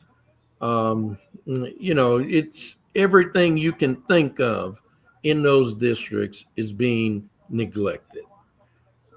But the other areas of the town, Districts 4 and 5, they're not being neglected. So when people have the means, they move. They move to a side of town where they're not getting blackouts, they don't have brown water, they're not getting flooded, they don't have open ditches, they got closed ditches with sidewalks, they got street lights, the roads are in good shape. When folks get the opportunity, they move. So in 2030, we're going to go through this again, and we're going to have to encroach on other parts of the city to comply with the charter so that all 5 districts have the same amount of people. So even with what Jack Roy will do with the veto of this, and we do not have 5 votes to overcome it, because Felter's not going to vote for it. She's the one caused all of this, right? And we know that Fowler's not going to vote for it. And Villard is at large. He represents the entire city. And by right, he should look at what's best for the city as a whole. And what's best is to comply with the charter and go back to the 2022 maps that he voted for in 2022. He didn't have any issues with it then. So we really have to make our wishes known to Villard and try and bring pressure on him to vote to override the veto. I don't think that's going to happen, but we need to try anyway. Now, to counteract what this mayor is doing, because wow, if you got to do this on 2 consecutive days, and this is where Tavares was sharing his input on, if you're doing this for 2 consecutive days, boy, you must have a lot of stuff to say, right? You have to do it 2 times, and what I feel our 4 council members need to do, they need to offset this mayor's press conferences with town meetings and explain the other side, because the mayor's going to give you one side. This is all going to be one-sided. You're not going to hear the other parts, to this. And you're going to hear a lot about what the Supreme Court has done. And let me tell you, when the Supreme Court ruled on these excessive variances in districts, it's because there were some serious impediments. Alexandria don't have those impediments.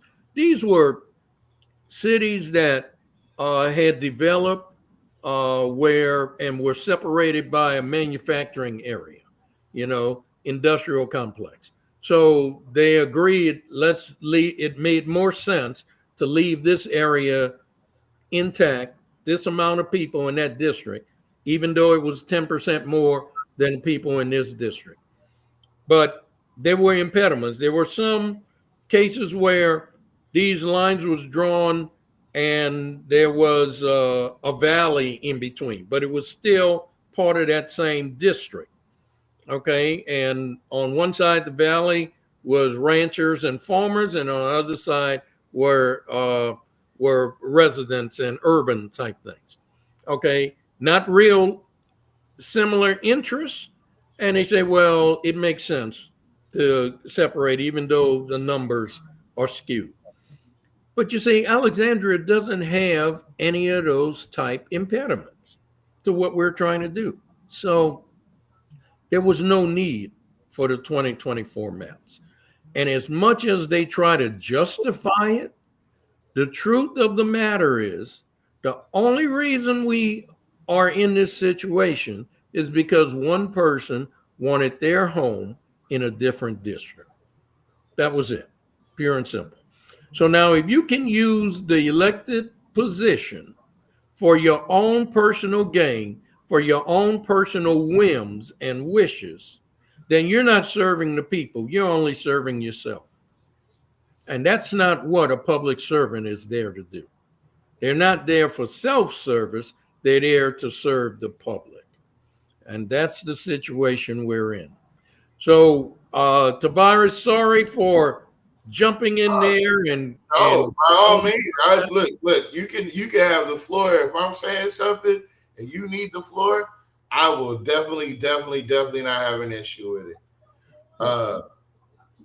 So I want to work our way backwards, right? I want to get into this, but I want to work our way backwards as to how far the fuck have they gone to do all this. All right, so first off, we're starting off with the meeting Monday and Tuesday, right? There has to be an entire meeting after the council's already voted on it, right? Now let's go back, and we had to vote on it, right? So the reason we had to vote on it is because something was done that required it be put on the agenda so that it could be rectified. Now we're going to go back and talk about what was put on the agenda, which was the gerrymandering, and how did that even become an issue, and how was it handled? Well, the last gerrymandering thing, that's when Cornelius White got his back broken, and they tried to hurt him. They did hurt him. They arrested him, right? And that's because the public was speaking out about this gerrymandering map that Lizzie Felter had put together. Now, how do we get to that map? Well, according to Jay Scott, who's a current elected official and a police juror, right? According to him, what he said was that Matt Johns was brought into the city's office and sat down with Jock Roy, was demanded, his presence was demanded at the mayor's office. And he was sat down and he sat with Jock Roy and Lizzie Felter, and they threatened him if he did not do XYZ with these maps, they were going to make sure that he never got, he didn't have a job. Is basically what they're saying. So that's the testimony of an elected official who has sworn an oath, right? He took the oath, so he has no reason to lie. With Matt Johns in the room with him, right. So that's right. How we got to these gerrymandered maps that they're fighting tooth and nail to defend. Well, What else is what's something that looked like that? Like they bypassed a lot of rules to get there. Now you're talking about the tax renewal. That goes back to what Mr. Porter said. So the tax renewal was they had the bond application pretty much already filled out and damn submitted before it ever went to the council. So Right. what am I talking about here? I'm talking about a pattern of an administration that wants to circumnavigate the city charter. And guess who's helping them do it? Trey Gist. Yeah. Trey Gist is assisting him in circumnavigating the actual city charter. So what happens now, right?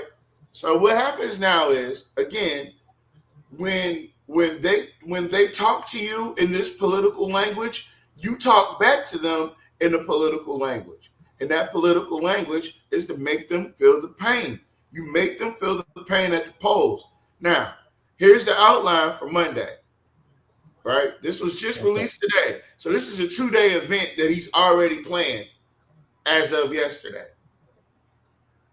So this is going to be Section A, outlining acceptance of or answers to council questions about ordinances 129-2025 and 37-2024, their distinctive features, and the controversies related to whether one or another would deny citizens the right to vote or enable any impermissible violations of the equal protection clauses, most particularly by a failure to adhere to the legal principles upholding the one person, one vote rule. So he's already making his way into how this is justifiable. Right. That's right. And that the one person, one vote rule, that's part of the 65 Voting Rights Act.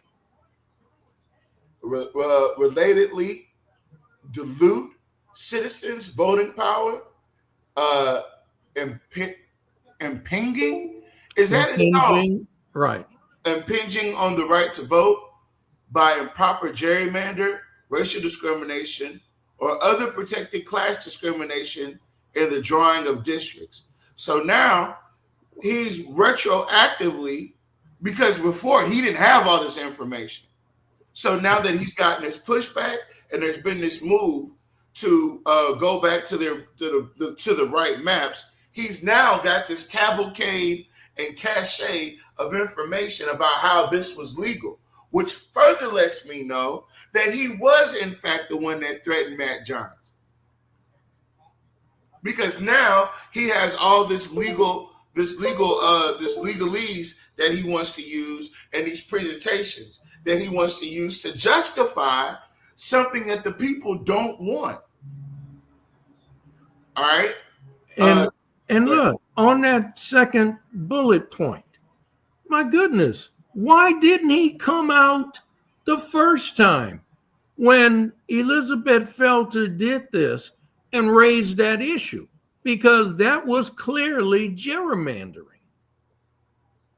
So is he bringing up this point, and I'm specifically referring to the second bullet point, as the going back to the 2022 maps constitute improper gerrymandering? Yeah, or is he referring to the 24 maps? Because our premise is that the 24 maps are the gerrymandered maps, and that the 22 maps were the ones done in accordance with the all of the laws. What he's saying is he's trying to set it up where the conversation shifts from gerrymandering to saying whether or not this what we've done breaks the rules. And that's why I'm saying what you're saying is it's important to have a counter conversation to this, because he's going to put out all this nonsense about how it's not illegal, instead of saying, yeah, you know what, we shouldn't have had a question about how this was illegal or not illegal based on the fact that we did this correctly. Yeah. Right.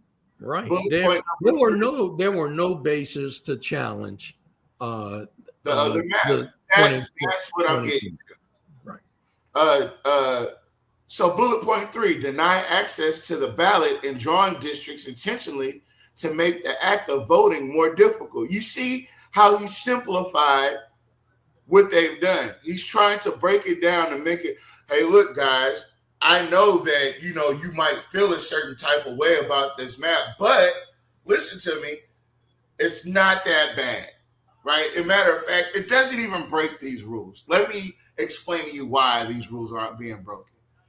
And look, that was the result of the 2024 maps.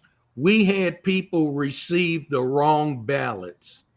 There was confusion, and some folks didn't get to vote because they received the wrong ballot, and by the time they got the right ballots, it was too late. So there was the confusion. There was, I mean, bullet point 2 and 3 can actually be used to support going back to the 2022. That's what I love about the truth. The truth, you cannot hide it. You can't conceal it. You can't lie about the truth. And I know that sounds like tomorrow. Right. Can't lie. Right. Oh. Bullet point number 4. Whether or not one of the other would fail to consider cultural and other common ties for districts that create compactness and contiguity. More specifically, wait a minute, hold on. Cultural and other common ties for districts? What?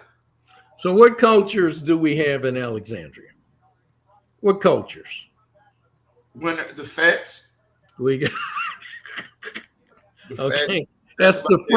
That's the French culture, right? The French Cajun culture. Do we really have a presence of that in Alexandria? Do we have a community that is strictly Cajun French? No. Okay, we don't, right? We do have a community, right, over in District 4 that Lizzie talks about a lot, right? She talks about the people that have been her neighbors for years. Like changing the voting lines is going to make difference of whether or not she's their neighbor anymore. You still have the same stupid fucking street, you still have the same street address. So it's not like you're going to stop being neighbors because you live in, because of a voting, imaginary line nonetheless. So hold up. I got a question. Building a wall between. Yeah, you know? Exactly. So I got a question. So what does that have to do with the overall voting rights act being violated? What does that have to do with it? He's saying that it's not being violated. He's saying that the map that they created, that Lizzie felt that he's this is a trial for him. He's treating this like it's a trial. He's laying out all the points, whereas this would not violate the rules. This map does not violate the rules, and anybody that says otherwise is a lie, right? And so because of that, I'm going to go back to the map that Lee and Lizzie put together. But what does all that, what you just read, that was bullet point. Okay. What number? Fail to consider, this is and the controversies relative to whether one or the other would fail to consider cultural and common ties for districts that create compactness and contiguity. That has nothing to do when we're talking redistricting. We're talking numbers, population, and voting rights. We're talking about cultural and other common ties. Come on. Well, look. So Salita, you really getting to the meat of the matter here. Okay, if he's saying cultural, that's what my previous question was about. What cultures do we have here? What does that have anything to do? And then if you can identify what cultures we have, how are we splitting them up? And then remember, one of the things about redistricting in all the seminars and classes and modules we went through Remember, one of the issues we're trying to avoid, compactness. That was one of the three issues, right? Packing and fracking. Packing, fracking, and compactness is the packing, right?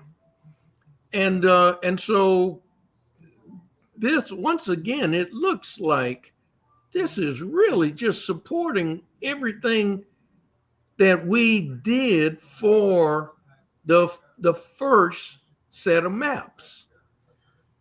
Now if he wants to say the white community is a certain culture and we don't want to break that culture up, well, the thing is, you first go to your starting point. Your guiding principle is the charter. So you try to stay as close to the charter as you can.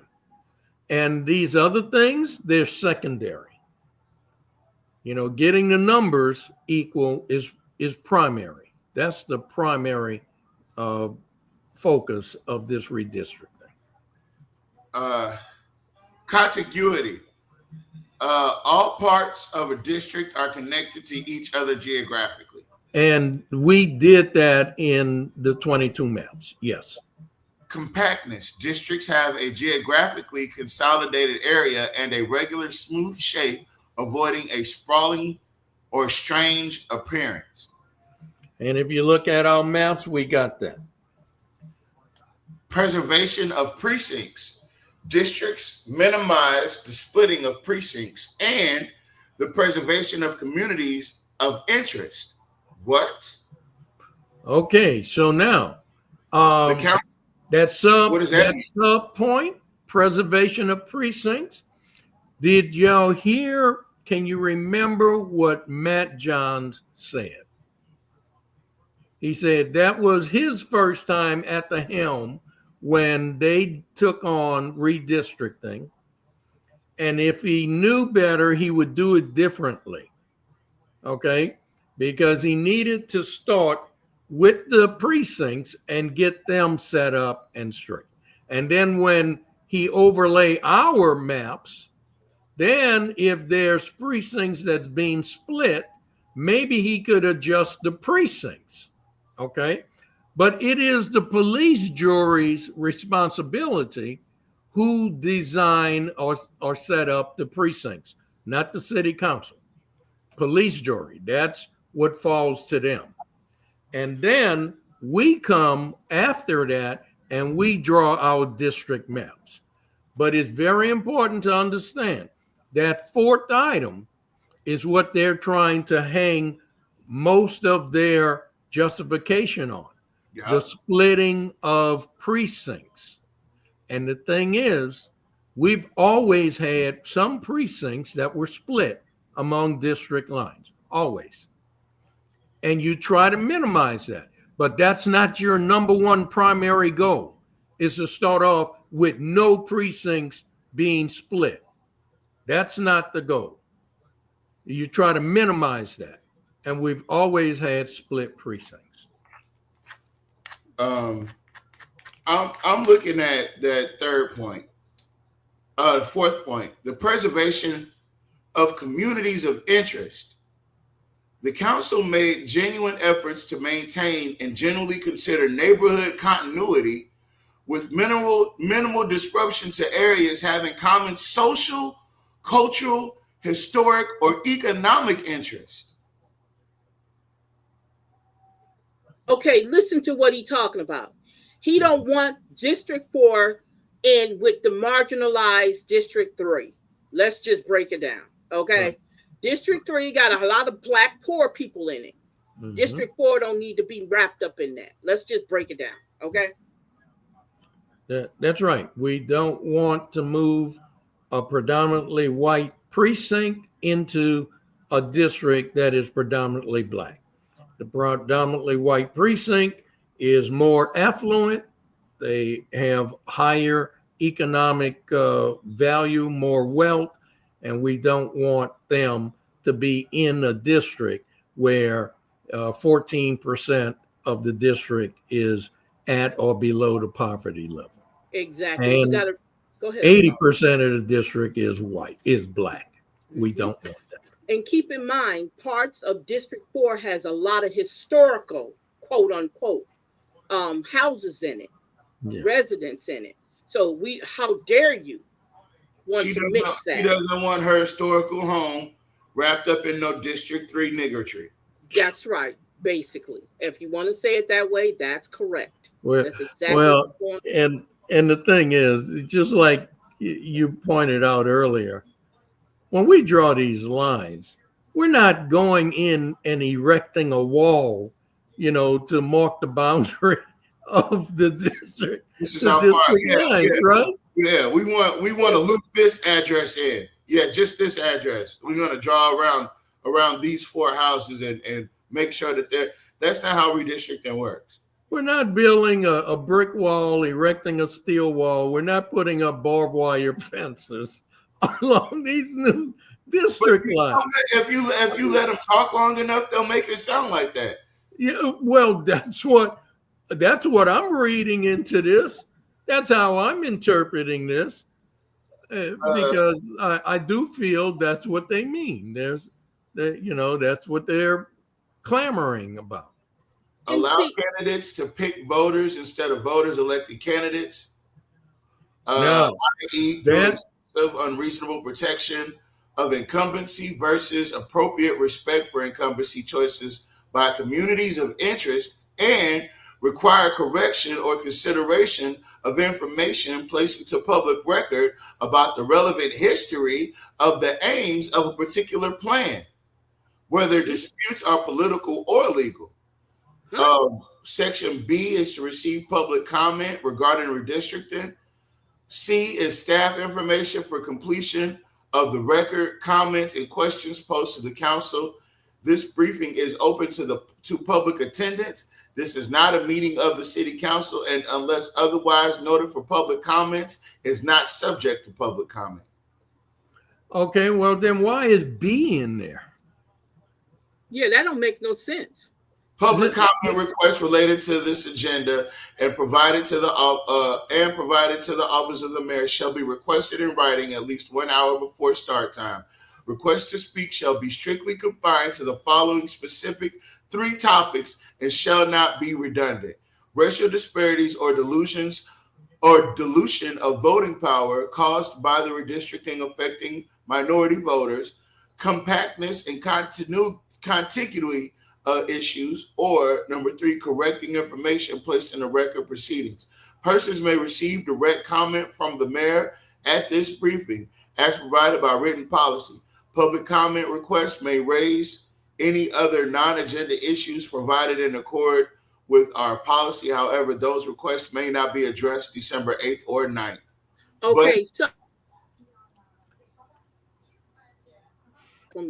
So he's basically saying that if it don't have nothing to do with the gerrymandering, then you don't really need to talk. And you need to let him know ahead of time so he can have a prepared answer. So if he sees those questions ahead of time, he has a prepared answer or a prepared lie that he's going to make up to answer your question. Basically, is that what he's only talking about 3 topics. You're only, as the citizen, you're only allowed to talk about 3 topics. And see, this is what keeps going on in this city. This is what keeps happening. And this is why the city of Alexandria and the Black folks in Alexandria keeps getting, I'm going to say, screwed. Okay? This is why they keep getting screwed. Because, see, this is his meeting. And this is a little time when he can act like Napoleon and I'm in charge and you're going to do exactly what I say. And you're only going to be able to answer the questions that I put out there.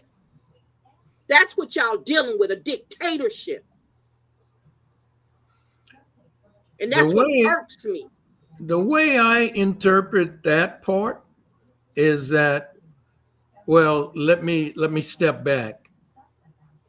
Section B and then the part in red, or the part after section C and the part in red, they are contradictory.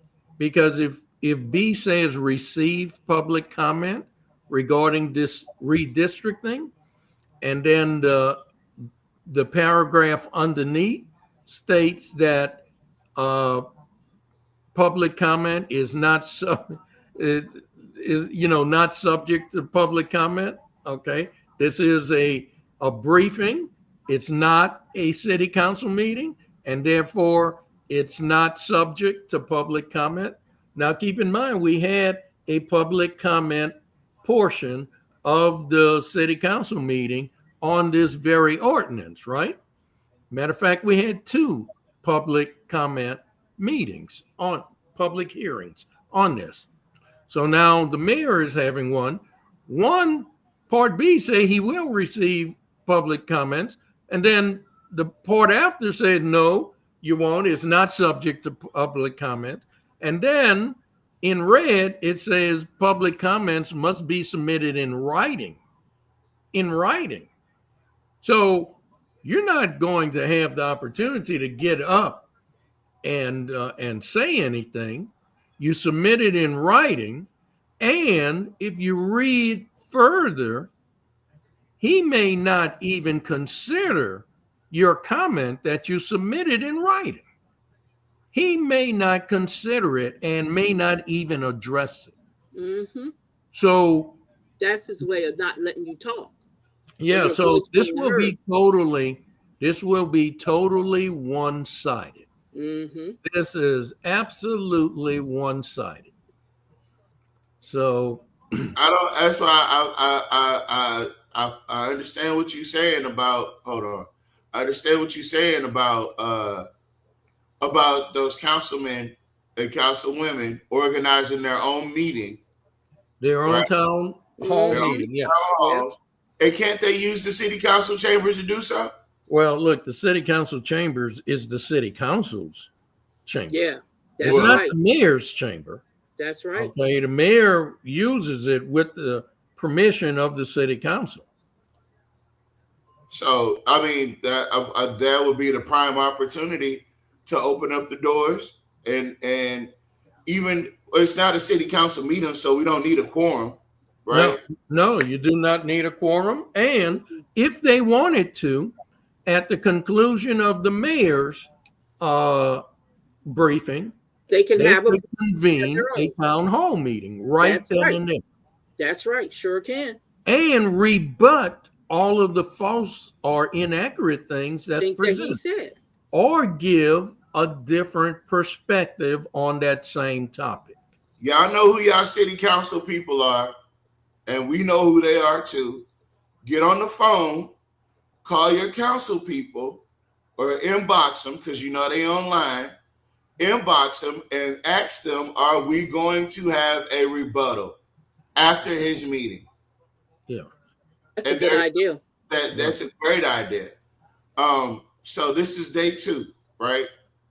So day 2 is redistricting continued. Receive public comment regarding redistricting continued on the following. And then they got all the plot points. Corrections or considerations of information placed in the public record about relevant history, blah, blah, blah. B, acceptance of or answers to council questions.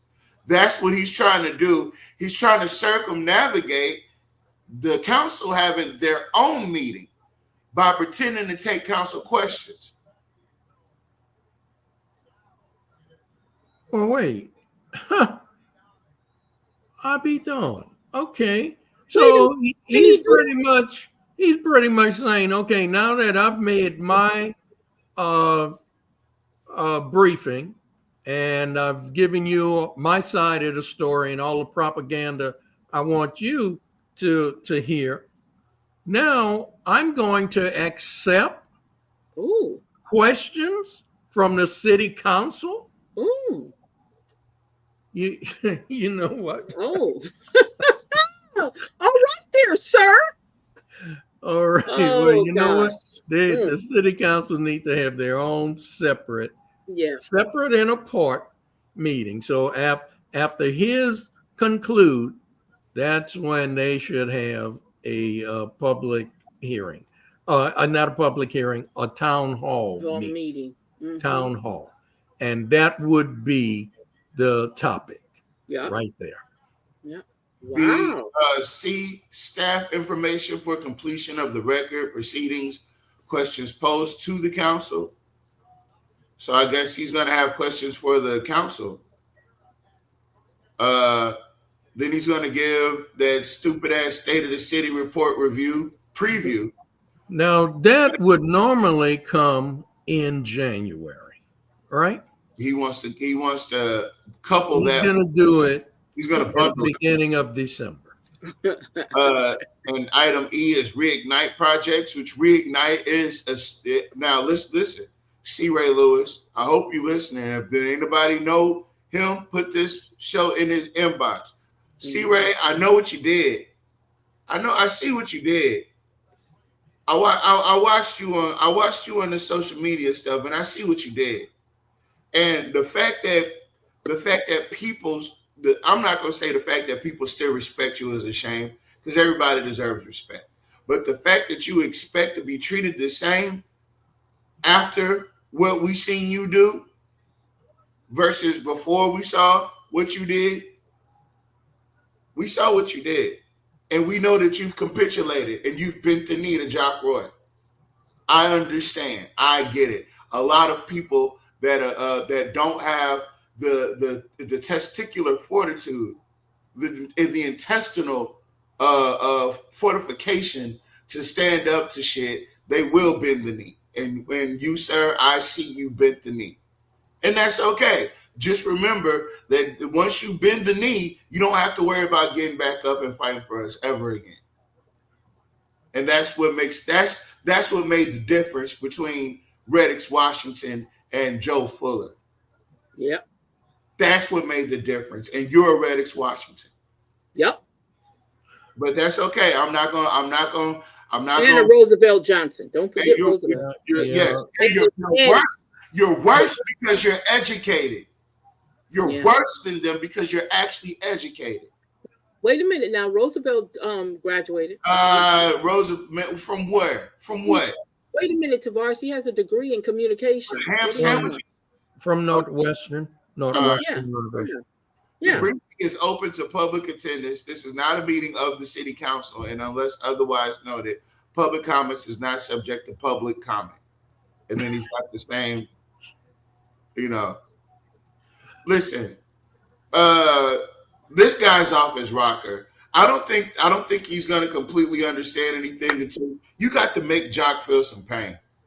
You got to make him understand that this is a city that's being ran by the people.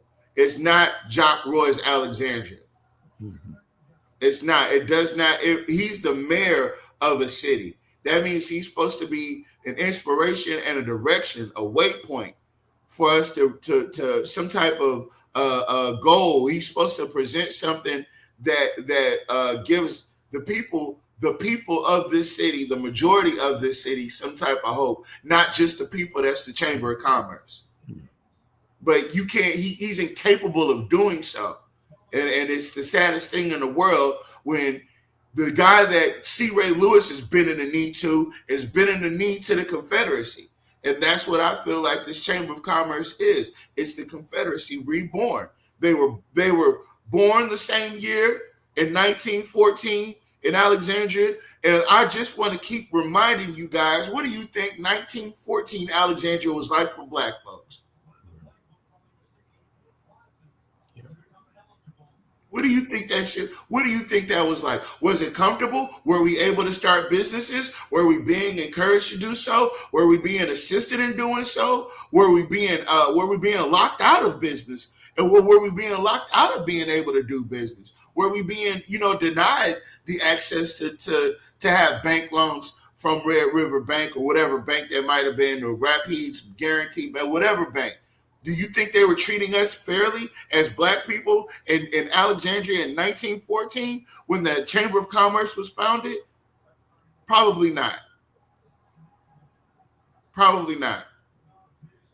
But you know what else was erected in 1914? That damn Confederate monument that's outside your courthouse.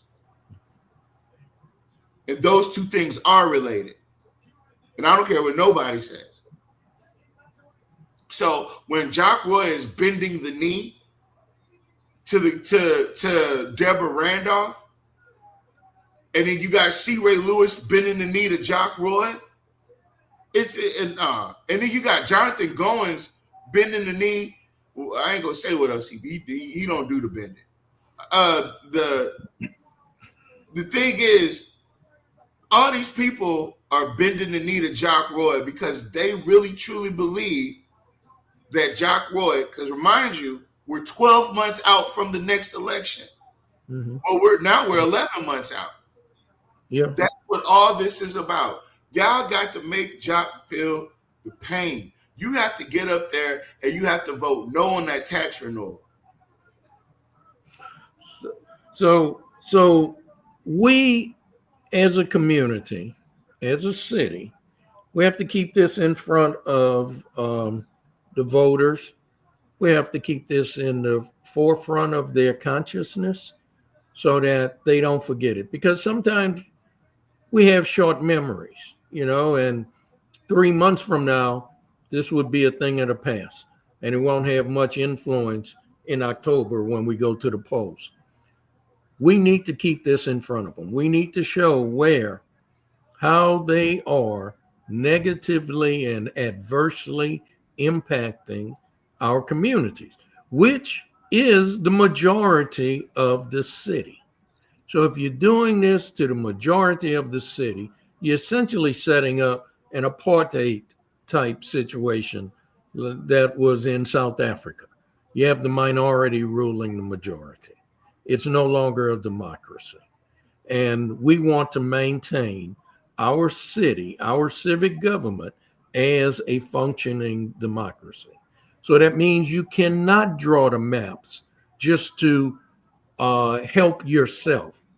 You cannot draw the maps to pick your voters, people who will vote for you, put them in a district so that you can stay elected, remain an elected official. That's not that democracy. Democracy, the voters choose the elected officials, not the other way around. The elected officials do not choose who their voters are. We have to decide, will we be a civic government that will follow our own rules, our city charter? Will we go to the state legislature before going to the city council as stipulated in the charter? Will we go to the bond commission before we go to the city council as stipulated in the charter? Will we redistrict at the drop of a hat, at the whim of a personal preference of one individual, or will we do it after we get data from the decennial census, or we annex a large area that changes the population? And if we're not going to follow our charter, then pray tell me, what are we actually following? So we need to be a fair government. We need to be an equitable government, treat everybody in the city equally, treat all communities equally, treat each district equally. And we need to have some integrity. We can't just pick and choose when we're going to follow the charter and when we're not going to follow the charter. For me, that's what this boils down to. Now, if they want to jump 5 levels up in the process and talk about the Supreme Court and different times the Supreme Court ruled on gerrymandering and which ones they approve, none of that applies to us because we don't have the same circumstances. We don't have those same impediments. That's just not there. They're trying to create it here, but it's not there.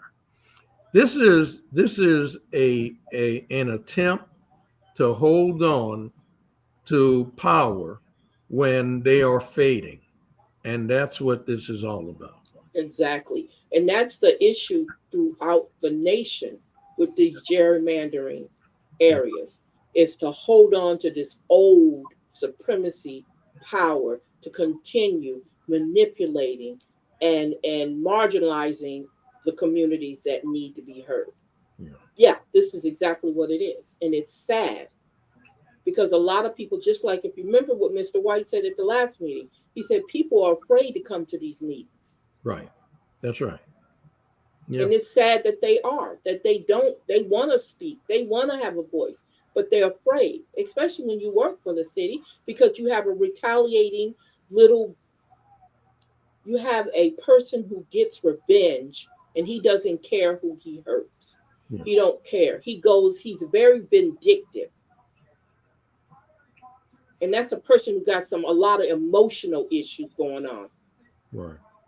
You know, this is not about you. This is not a personal thing. This is talking about the communities. You don't put anything in the communities. And this is what bothers me about the voters. You guys vote that man in here. He's been in there for 16, going on 20 years now, right? And you guys keep putting him in there, but you guys are not benefiting off of him being your mayor. Right. Overall. Yeah. At all. He's thinking about District 4 because that's the district that he falls into. Keep that in mind.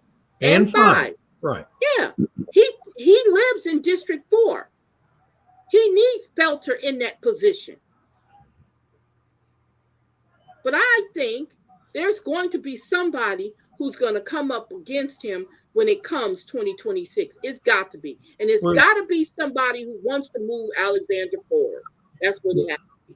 Yeah, we definitely need to get him out of there, without a doubt, because he is not serving the interests of Alexander as a whole. Anytime you neglect the majority of the city, you're not serving the city as a whole. So that has to change. And he's like an abuse because he blames you for your situation. Right. He's blaming the victims. That's right. Yeah, he blames the victim for their situation. We asked for a living wage. They got together and turned down the living wage. Right. So what else does he have to do to you guys to understand that he has not benefited you guys not one bit? I don't care how many pictures you've taken with him. I don't care how many times you brag about knowing him. All of that, when it comes to the community, if you are about a community, it's not about that. It's not an individual, personal relationship you have with him. It's about how is the community going to benefit with him being in office? How is the community going to benefit with the city council in office? Let's talk about Villard.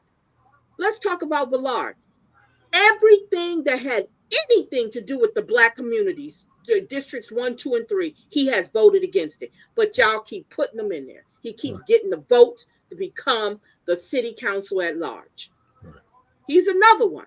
Useless to the majority of the population. But y'all keep voting him back in there. And anything that they put on that agenda that's going to help District 1, 2, and 3, he gets with Fowler, he gets with Felter, or anybody else up there white, and he votes with them, and it's voted no. We can go through his whole agenda on every time he's been in that seat, how many times he has actually voted against anything that was going to help you guys. But y'all keep putting them in there. It's got to come better now. It's 2026 will be here. It's time to change. It's time. It's time. Well, and we got to get mobilized right now.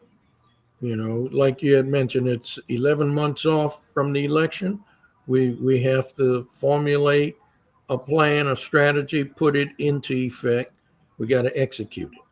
You know, so Jack Roy is having these 2-day meetings and wants to talk about the redistricting, but he had no meetings about the redistricting in 2024.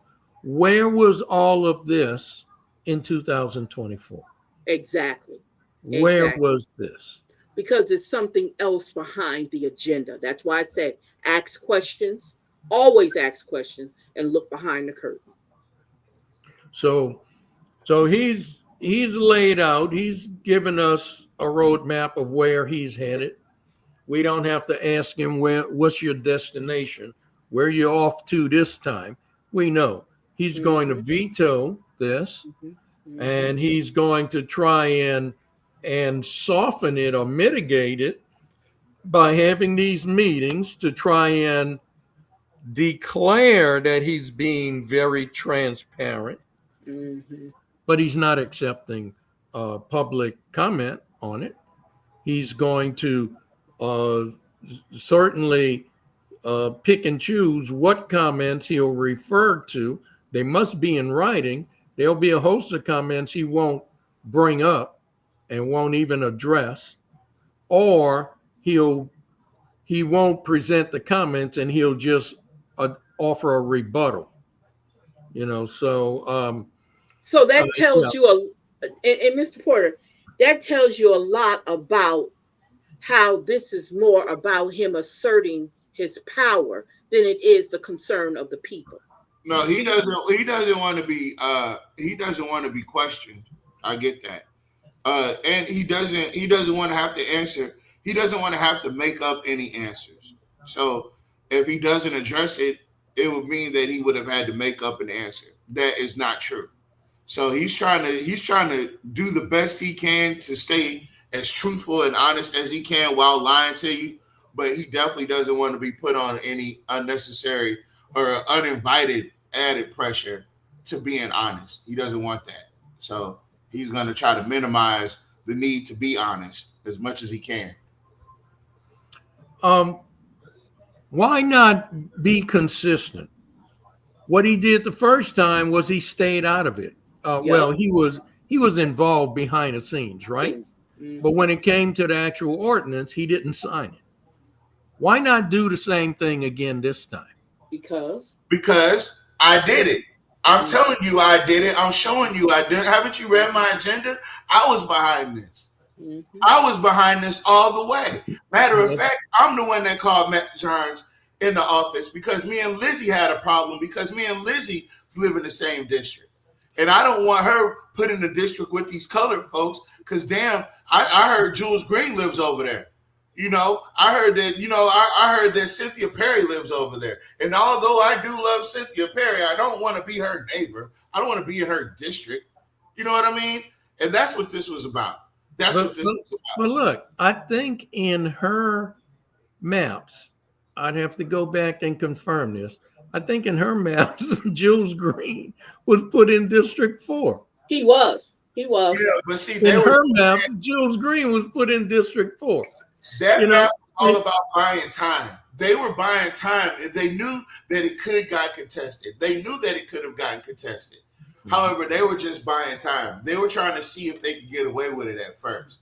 Mm-hmm. And now that they thought that they got away with it, or whatever, I don't know. They thought they got away with it, and now that it's being addressed again, now we have to go through this goddamn 2-day seminar about damn gerrymandering and racism as if we didn't know what it looked like. So, yeah. So this is more of him trying to make it seem like, oh, no, this is not what it is, but really that's what it is. That's exactly what it is. I agree. I agree with you. I think this is where he comes out once again and shows that I was behind this, and because it looks like it's going the other way, I need to intervene and see if I can make a course correction here. But he didn't intervene before because it went the way he wanted it to go. But now that it's going the opposite way, now we got 2 days of meetings, and we're going to go through this litany of items about redistricting, what it means, how we're affecting culture, and what the one vote, one person is, and all this nonsense, right? But where was that before? If he truly wants to show that he has any measure of integrity, just a little bit of integrity, he would be consistent. He would do the same thing he did last time. He would not sign it. He wouldn't approve it. He won't veto it. He just won't sign it and say, this is city council business. I'm going to let the city council resolve it because they are the ones with the authority and a responsibility for drawing the districts. I'm not going to weigh in on this. unless it's a clear violation of the charter, then I'll ask the city attorney to get involved. But if it complies with the charter, and the charter is in compliance with the parish, the state, the federal government, then I'm just going to stay out of it. I'll let the city council work this out among themselves. That's what he did the first time. Why not do that this time? Why get so involved? It's because it's going the other way, see? In 2024, it was going the way he wanted. So he had no reason to get involved. He was behind the scenes pulling all the strings. He was behind the curtains. Now it's not going the way he wants. He has to step out from behind the curtains and try and get and set things straight. And that's what's happening here. Be consistent. You didn't sign it the first time, don't sign it this time. You didn't get involved publicly the first time, you was involved behind the scenes, don't get involved publicly this time. Do what you can do behind the scenes. If it don't work, then you're out. You lost that one. You know, put that in the loss column. You win some, you lose some, right? But I feel like I can't lose this one. Like I can't lose it. Not that I can't lose it. I know I can lose it because I've already lost it. But if I lose it, it's going to be detrimental. Somewhere in this amalgamation, in this enumeration of the situation, somewhere along the way, one of my running buddies, somebody that's politically affluent, or somebody that you, like he said, culturally, whatever the hell that means, that somebody is not going to be happy. So I have to come out and do this. So now we get to asking the question: is Jock Roy the one that put Lizzie Felter up to run in the first place? To run? Yeah, that's interesting. I don't know where. Yeah, that's a good question. I don't know where she surfaced from. You know, because she ran one time. I can tell you that her husband was working for the what was that? The inspections department. Yeah. Yeah. He was part of code enforcement. Kinetics. No, he came from LC, moved to Kinetics, then got picked up for the inspections department during COVID. Code enforcement. Code enforcement. That's what it was. He moved from Kinetics to code enforcement for the city during COVID, when there were no codes being enforced. Then shortly before she runs, the city gets hacked. Come on. You mean to tell me that Lizzie Felter, the nature of their relationship ain't suspicious? And this ain't no conspiracy. These are all facts. Yeah, he quit before she ran, I guess, or he quit before she took office. But the fact remains, somebody that's not qualified to work code enforcement for the city of Alexandria, even though it was being ran by Jeff Hall, it was being operated by Jock Roy and Michael Marcotte. So, yeah, I don't know. I think Jock is the one that put Lizzie up to running. How about that? And now we're starting to see why. Yeah, and now let's just go back and refresh our memories. So Harry Silver resigns, right? And Harry Silver sends a letter in and asks us to place the lawyer in his place, the lady. And she's a nice lady, okay?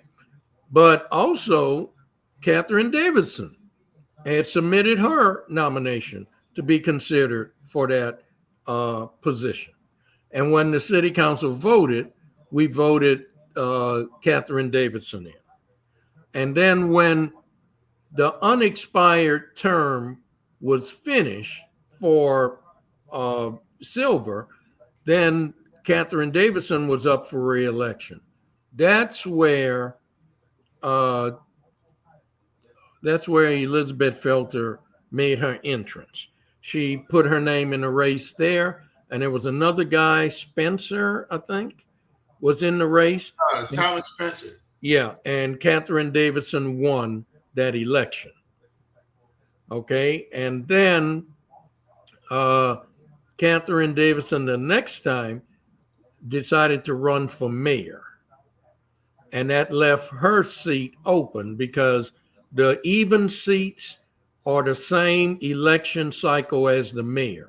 So if you're in District 2 or District 4 and you choose to run for mayor, then you're not able to run for the seat that you had. So, so that's what happened. And that was when Elizabeth Felter won District 4. But now prior to her even submitting her nomination for candidacy, we had already redrawn the maps. We didn't vote on them until August, but they were already redrawn and presented and on display for people. So when she nominated herself, she knew that January 1st, those maps were going to be different. She knew that. But she went in there anyway. And then when she got in, she decided, well, I'm going to change the maps. So the point is, do you want elected officials to be able to just do whatever they want based on their own personal whims, or do you want them to serve the public and follow our charter? You know, are they in office to benefit themselves, or are they in office to benefit the public? It's as simple as that for me. They're ingratiating themselves, ain't it? Oh, yeah. Yeah. But this is the time of Trump. You know, you pay Trump money, he give you a pardon. You want to make an acquisition of another company, you eliminate DEI. You know, totally throw it out. You know, if you want to get out of jail, you know, buy into his Bitcoin business. I mean, it's so now all that's trickling down to the local level. You do whatever you want, and you do it for yourself and for your friends and for your buddies. Exactly. And we can't have that. We cannot have that. We have to do things for the benefit of the city as a whole. You know, I look at this city like a train, and you have different cars. You know, the mayor is up there with the locomotive, the engine, driving everything. And then you got the luxury cars, District 5 and 4. And then you got essentially the cattle cars, District 3, 2, and 1. And the cattle cars, the axles are worn, they're rickety, falling apart, and you're still trying to drive this train and make it from one place to the other. Not until you stop and you go and you make some repairs, change the axles, change the wheels, fix the frame of the cars for District 3, 2, and 1. Now you can really start moving and make some progress. But without doing that, you'll never climb a hill with that locomotive unless you disconnect cars 3, 2, and 1.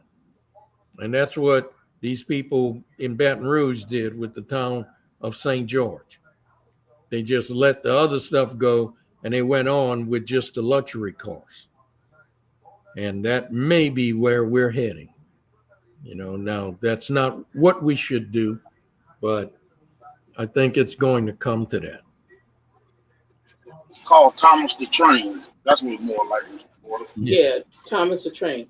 And think about it from this way. And guess what? And it's your taxpayers' money that they're going to do it with.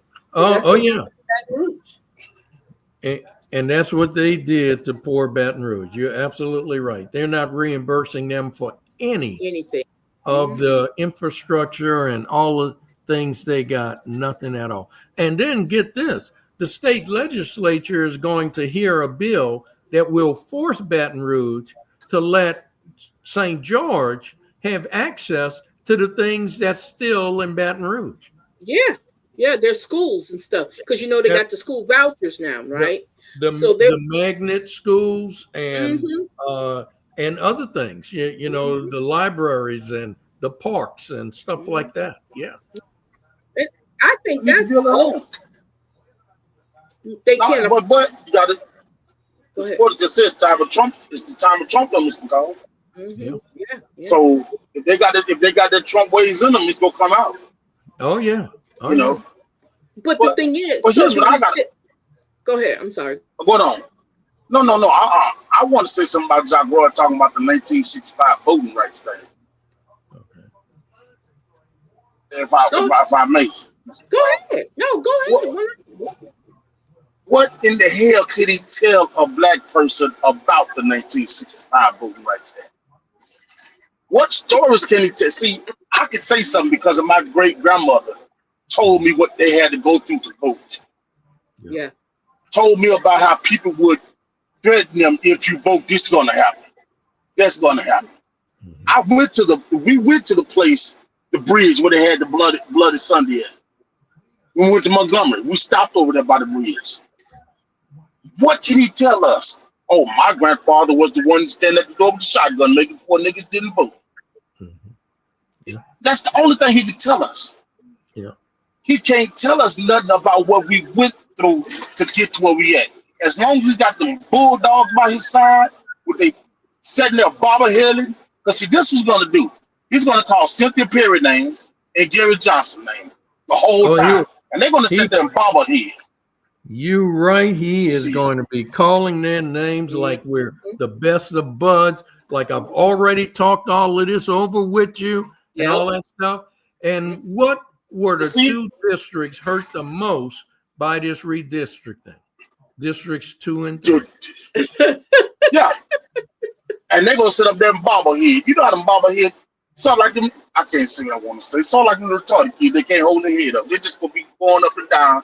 It's to the point where it's damn near sad. And they not going to tell their citizens how to fight back because they don't know how to fight back or they're too scared to fight back. They should tell their citizens, hey, if Jack Roy vetoes this, we're going to vote no for that district, for that tax renewal. Because guess what? Here's how I think about it. I'm not going to be the only person suffering. So goddamn it, if I gotta suffer, you gotta suffer too. We ain't gonna have no money coming to Alexandria. You better pass it. You better get it illegally, because if you gotta take it to the ballot, no, they shouldn't vote on it. But they're scared to tell their citizens, "Hey, look, this ain't good," because evidently we don't have no say so. So we're gonna make them respect us. Tell them no, they're not getting their tax renewal. We'll all be looking crazy. We'll all be looking just, well, what we gonna do? I don't know. Hey, put the mask back like it's supposed to be. We might get you something. But the money ain't coming in our districts anyway. So what the hell? That's right. You see, because guess what?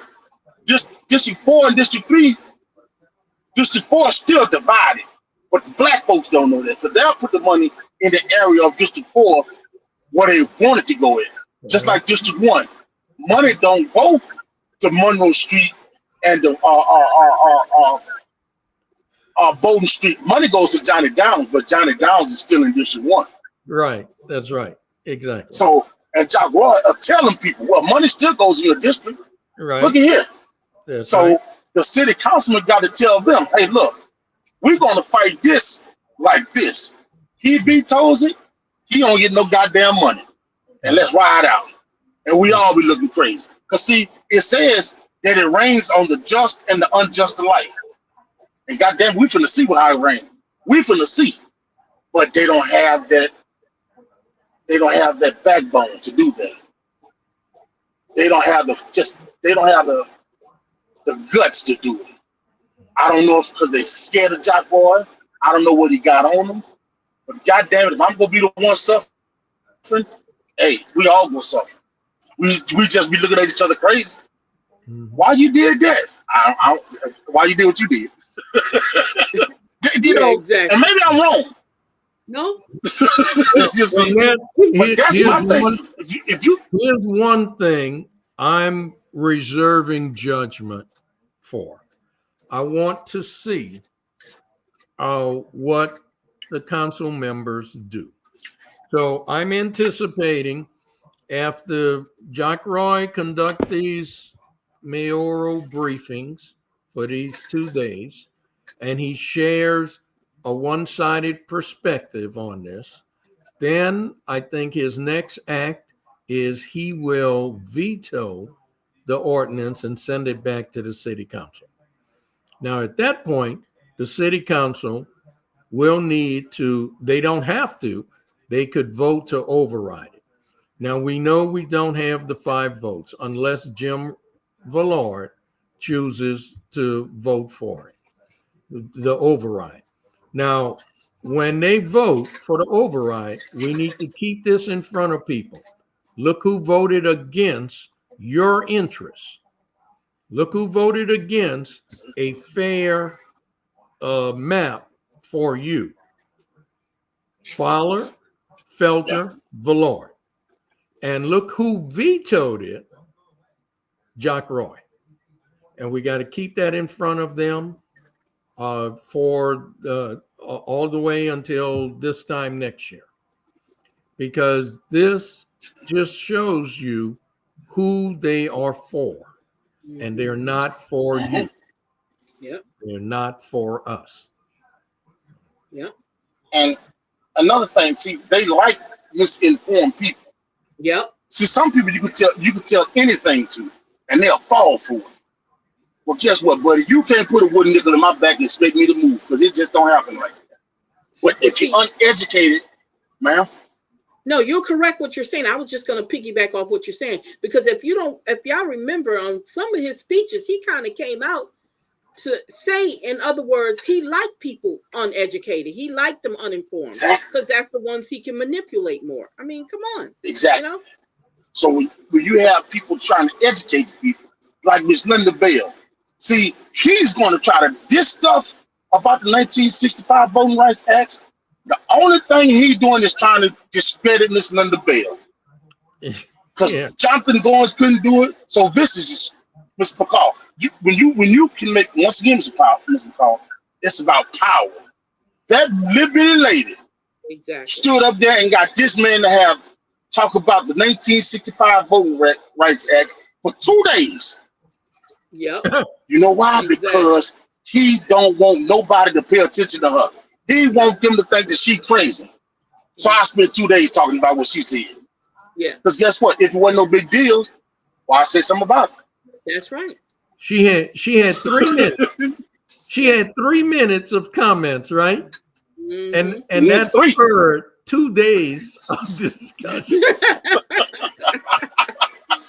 Boy, she must have made some salient points for him to have 2 days to refute those points. Well, the ideal that Jonathan Goins said that it's not political, and I read the Voters' Rights Act. You guys wasn't on earlier. I don't think if you heard me. I heard you. Okay, so I literally, how many times did I say political? How many times is political written in there? Several times. So many times I told you not to say it no more. You can't say political. Oh, you did say that.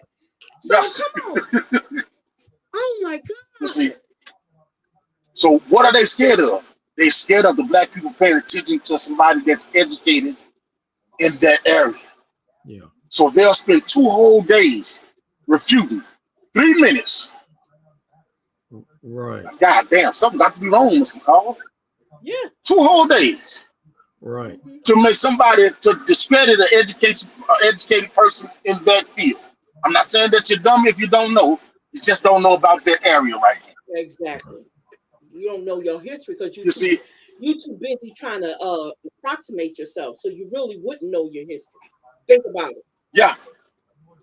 And the best thing they can do is have somebody uninformed. Because if everybody come up there and say some stuff like that, you can't tell everybody they're not right. It's just as simply not true. How many times you gonna say that?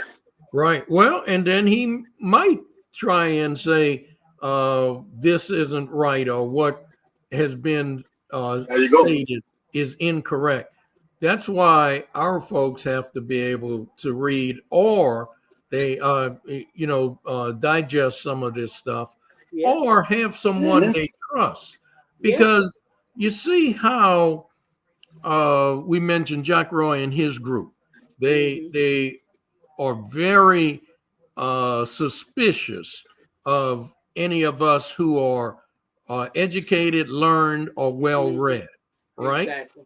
Mhm. And they get our community, they get our black folks to also be suspicious of any black person who's educated, who's well read, who's knowledgeable about something. They get them to suspect that the first thing is, yeah, they're trying to pull something over on us. Yeah. You know, they're trying to swindle us, trying to, you know, just pull something over our eyes. Yeah. And that's Jock and his group trying to cast dispersion on those of us who do understand this and trying to explain it to our people so that they would have a better understanding of it. Mhm. So now if our people are mistrusting us because Jock Roy say you can't believe what those folks are telling you, Mhm. And then he's good at we, saying that. yeah, you see, so now we got a bigger hill to climb. Mhm. Yeah. But he's I really think, and I'm going to suggest this to some of the city council members, that they pull together and have a town hall meeting on this, Mhm. I think that would be a good and idea. explain this, because he's not going to allow any of us to speak. He's not going to read any of our public comments. And I tell you what, I bet he got a whole team of lawyers that's putting all this stuff together for him. Mhm. Yeah. I wouldn't be a But bit Mr. Porter, surprised if he paid them $100,000 to put together this stuff for these 2-day meetings, just like the way they paid RAPC to develop a presentation for Elizabeth Felter to do on that redistricting. That's Mhm. all our money. They're Mr. Porter, using our money to fight us with. Yep. That's exactly right, but, Mr. Porter. but Mr. Porter, you say hold a town hall meeting. The only one would do that is Malcolm and Julius Green. Okay. Right. Because Well, remember, Gary Johnson and Cynthia Perry don't know nothing. But that's Well, all right. All That's they- what you need. It doesn't matter who Well- holds it, as long well- as it happens. yeah, here's the thing. They really need to come together There you go. and do it. Because look, it was Cynthia Perry put it forward, so her name's on it, right? So My name's on it. Yes, sir. yeah, her name's on it. So if anybody's going to be there at a town hall meeting, She should be it there. definitely needs to be, has to be, should be Cynthia Perry, right? She the one put it It forward, should be. and it got passed. Okay, Yeah. Gary Johnson needs to be there because his district is affected by it, and Yeah. he voted for it. You know, now and then now Jules is affected by it because Elizabeth Felton maps moved them, put him out of a district. And then Malcolm Yeah. is the person, District 1 was not impacted by this. But Malcolm was the only one who has held a town hall meeting. Yep. You know, Sure is. Yeah. So But see, Jack should Roy be might using hit other harder than I do, though. What? what's that? Say that again? Jack Roy might hit him across the back harder than I do. So, you know, they might. And So, you know, my thing is, Mr. Porter, you're correct in the idea the first person who should actually do a town hall meeting is Cynthia Perry. But my issue with Cynthia Perry is, and you know me, Mhm. the idea that her friendship with the mayor is the issue. Her friendship is too close to do the job that needs to be done. Yeah, she did a monumental great thing by doing this, but is it going to stop right here? Is the fight going to stop right here? Is she going to actually do, if you suggest to her, hey, Cynthia, maybe you need to do a town hall meeting, get a full understanding of what's going on. If she's not going to do that, he knows he got her. He knows he got Gary Johnson. You understand what I'm saying? Well, you know, I think they need to do it as a group. I do. as a I whole. get that. Yeah, as a I whole, get that. not I get not that. as one person or whatever. One person can plan it. Say, for instance, Malcolm could plan it and set it up, but when it's done as a group. And I'll set it up for him, but this is all of us doing it. And Exactly. I'm going to reserve judgment until this plays out, because Okay. I can't see, now that you've crossed this line and you put this forward and it got approved and it went to the mayor, I can't see just folding up your tent and walking off the battlefield. I can't see that. Okay. And you know what? Now, Go ahead. but I'm sorry. like I said, I'm going to We've reserve. been down that road before. Yeah. Mr. Porter, we've been down that road before. Yeah, Okay? we have. Just put that We out there. certainly have. Yeah, we certainly have been down that road. Got But me once. Yeah, I tricked me already. I got tricked. You draw a line in the sand somewhere. Mhm. So Put your head in the sand. where do we draw that line and we don't retreat any further? Where Exactly. is that line for our city council members? If it wasn't when the mayor went to the state legislature without coming to the city council first, even though the charter states that's the procedure you follow, the fact that he pre-filed a bond issuance with the Louisiana Bond Commission without coming first to the city council and getting their approval, do you draw the line there? Now they redistrict because of one person so that they make sure the Black community is marginalized and that the majority of the city is not the ones that's governing the city. It's the minority. Where do we draw the line? So my point here, my position, okay, that's 3 strikes you out. We draw the line here. Exactly. This is where we draw the line. Now, Mr. Porter, now you mentioned when he went down to the state legislature, you know who brought that up? Malcolm did. Yes, that's right. Malcolm was the one who questioned him about that. That's right. Yes. You see? Right. So that's why I said I get you. I get the ideal of the reserving. I get it.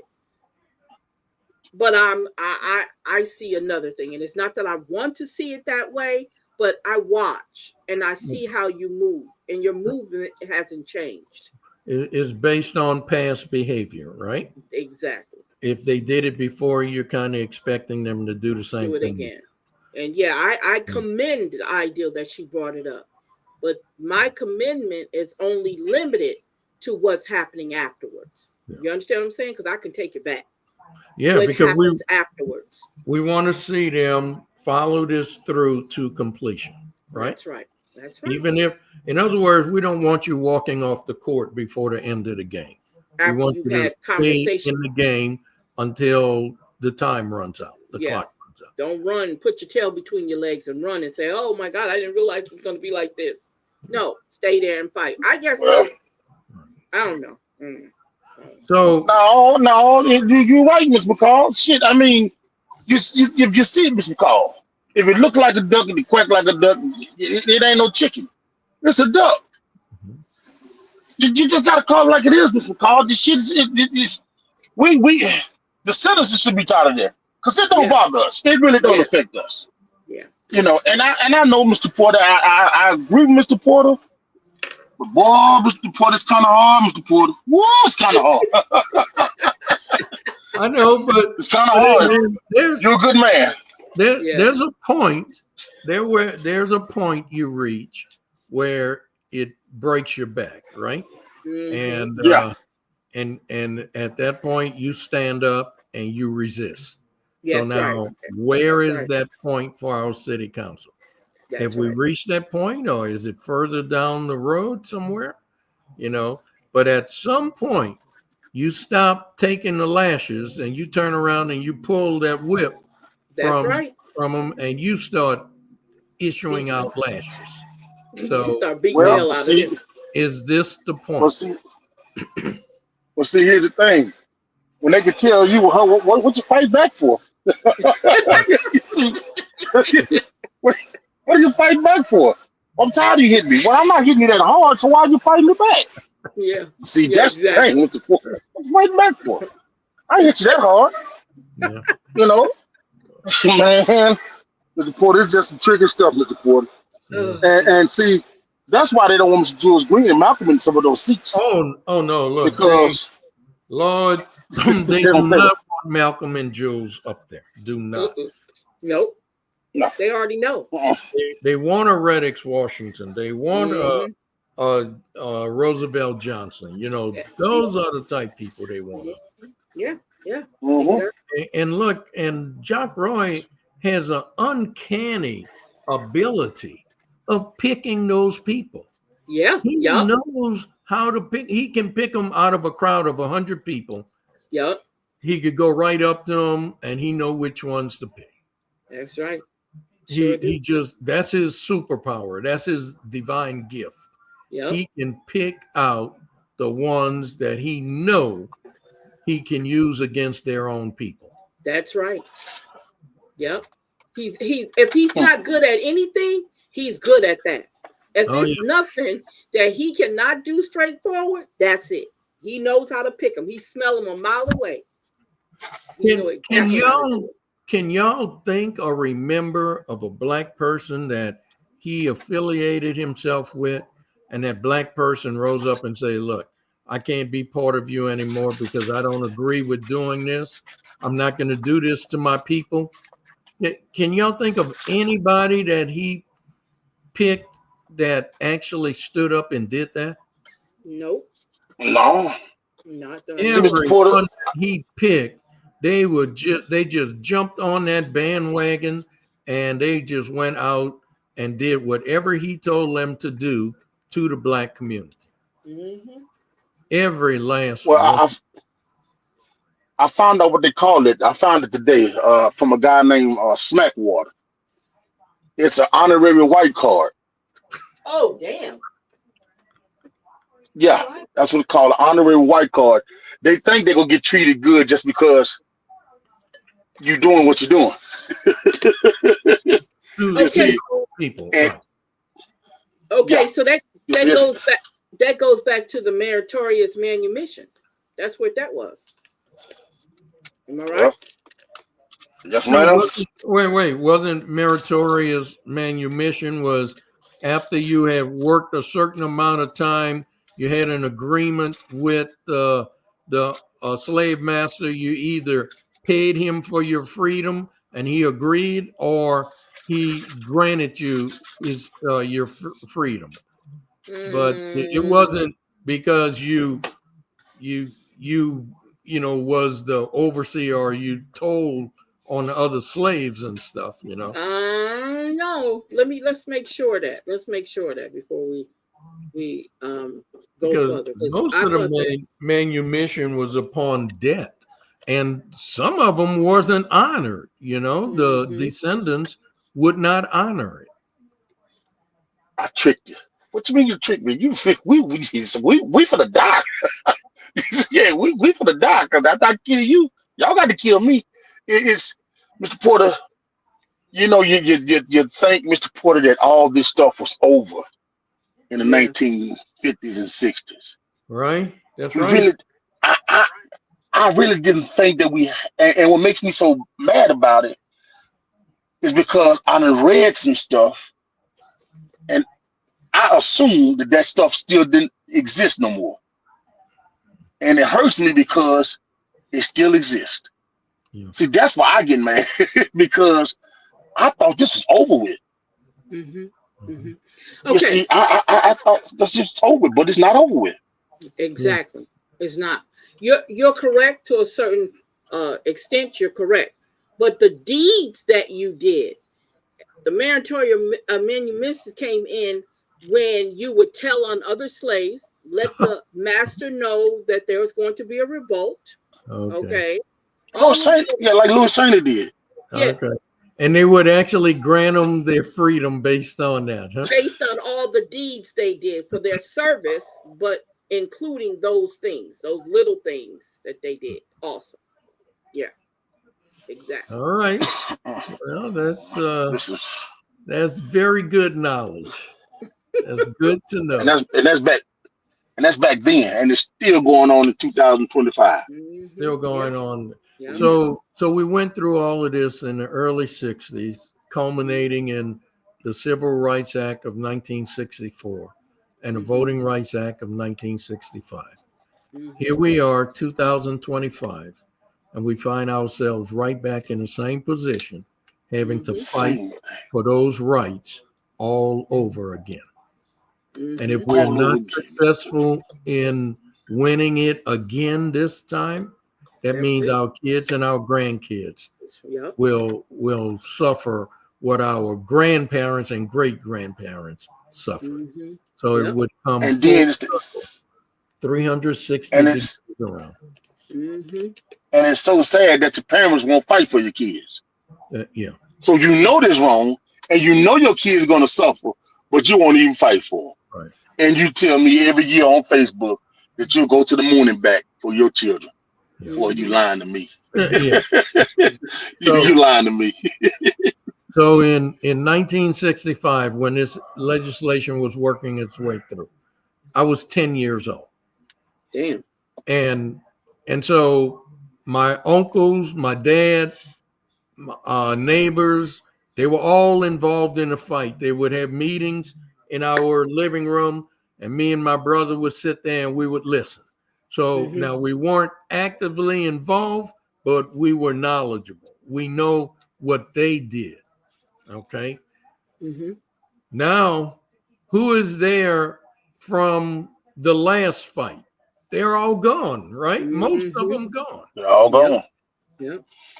And so now for this new fight, we have to cultivate and raise and train a new generation of activists so that we can restore these rights and keep them. So every two generations, we're going to be faced with this. Well, Mr. Porter, we don't do it right. That's why we don't have it. When I say that, I mean this. We don't get our kids when they're 8, 9 years old and tell them what they're going to be. You see what I'm saying? Like, you know how they trained Bill Clinton when he was younger to become a president? Yeah. And they tell their kids, hey, you're going to be a lawyer.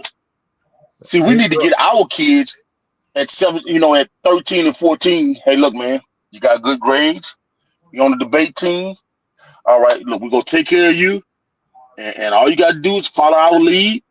Anything you need, we're going to take care of you. But we need you in this office, and we need you to fight for the people. We don't do that. You see, they pass it on down to their kids. We don't. We stop at a certain time. And that's, we got some good kids, some good young kids out there that'll do it. But I have, Mr. Porter, some of these kids don't know who Martin Luther King is. I know. That's right. That is true. You see? Yeah. They don't know who John Lewis is. They don't know it. I'm like, they don't know. Well, wow. If they don't know, they don't know how to fight. See, if you don't know who you are, then you don't know what to fight for, Mr. Porter. Yeah, you're right. That. You see. Go ahead, Nat. It's just a lot of them don't know who they are. So when you're lost because you don't know what your parents and your people went through, so they don't know how to react. Although we just took them kids to that museum in Alabama, some of them kids got in their mind that they're not going through that. You know what I'm saying? It's like they're not going through that.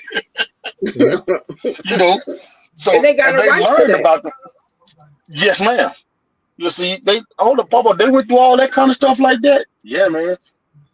Oh no, we ain't going through that. And if they, like I say, if they don't know, then they'll wind up being back in that situation. Right. And a lot of kids just don't know, Mr. Porter. Yeah. They just don't know. Look, that old saying, is that if you don't know your history, you are doomed to repeat it. And our kids just don't know. You know, they don't know what their ancestors went through so that we can vote. And the number of us that don't vote after everything that was sacrificed to get us the right to vote, it's a shame. You know, it's a shame. Mm-hmm.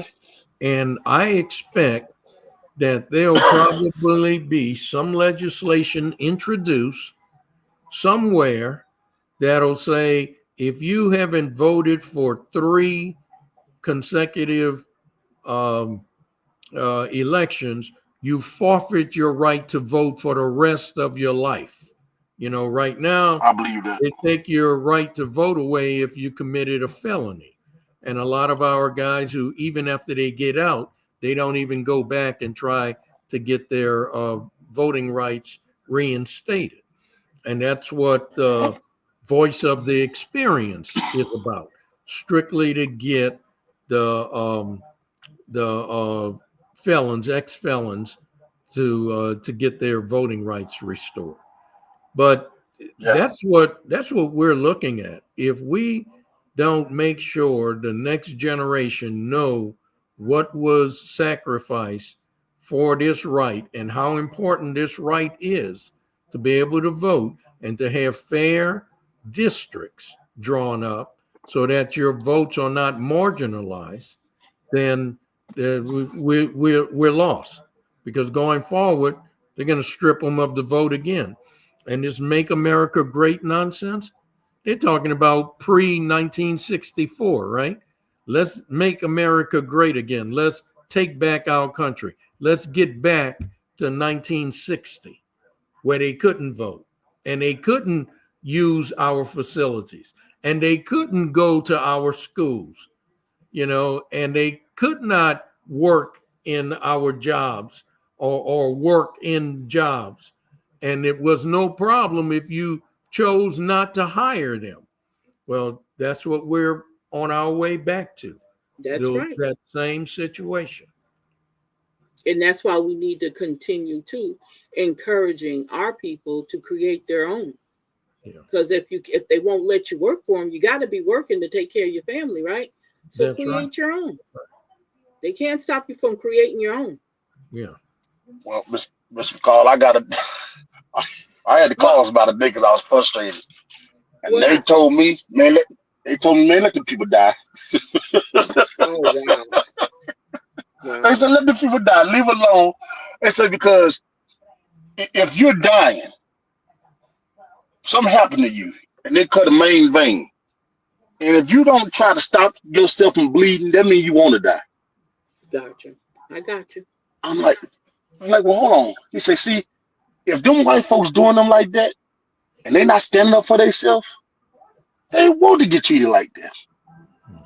He said, because everything right now is at the palm of your hand. You can pull up that 1965 Voting Rights Act, and you can read it your damn self. You sure can. They can do that. Mm-hmm. Right. Yeah. You're right. Right. Yeah, he said they could do that if they wanted to, but they don't want to. Understand they it, want. Discuss. You know. Yep. Yeah. Yes, sir. Yeah. He said they don't want to understand nothing. He said they want everybody else to do the fighting, and only thing they want to do is to celebrate with the damn fight over with. Yeah.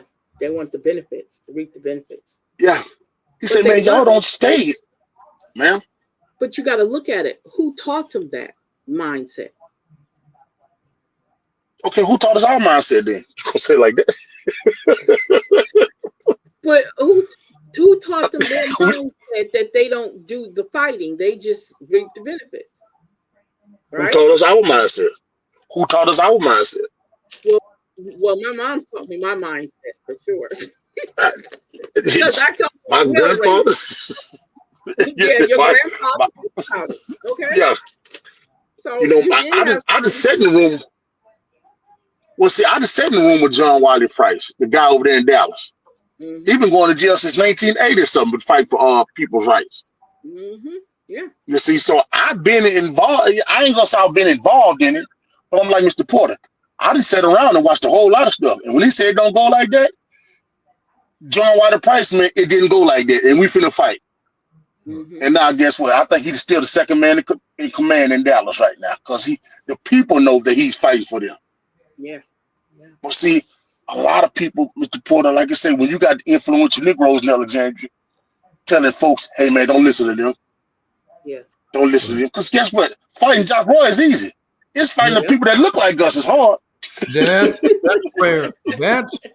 That's where most of the resistance comes from, right? From the people. Yeah. It's coming from Yeah. our own people. Yeah. Yeah. And we're fighting That's what's for hard them. right there. We're Yeah. doing something that's Yeah. going to benefit their interests, Yeah. and they're getting someone who do not want their interests to be advanced to fight us to keep from helping them. Yeah. And, so it really is convoluted, and that's why our hill is twice as high to climb than Yeah. others. Exactly. Yeah, the other day I did a live. I was just messing around, and I called, the black bulldogs that protect the white power structure. Yeah, I saw that. I did. I was in it. Yeah. If we get rid of the dogs, the power structure ain't nothing to fight.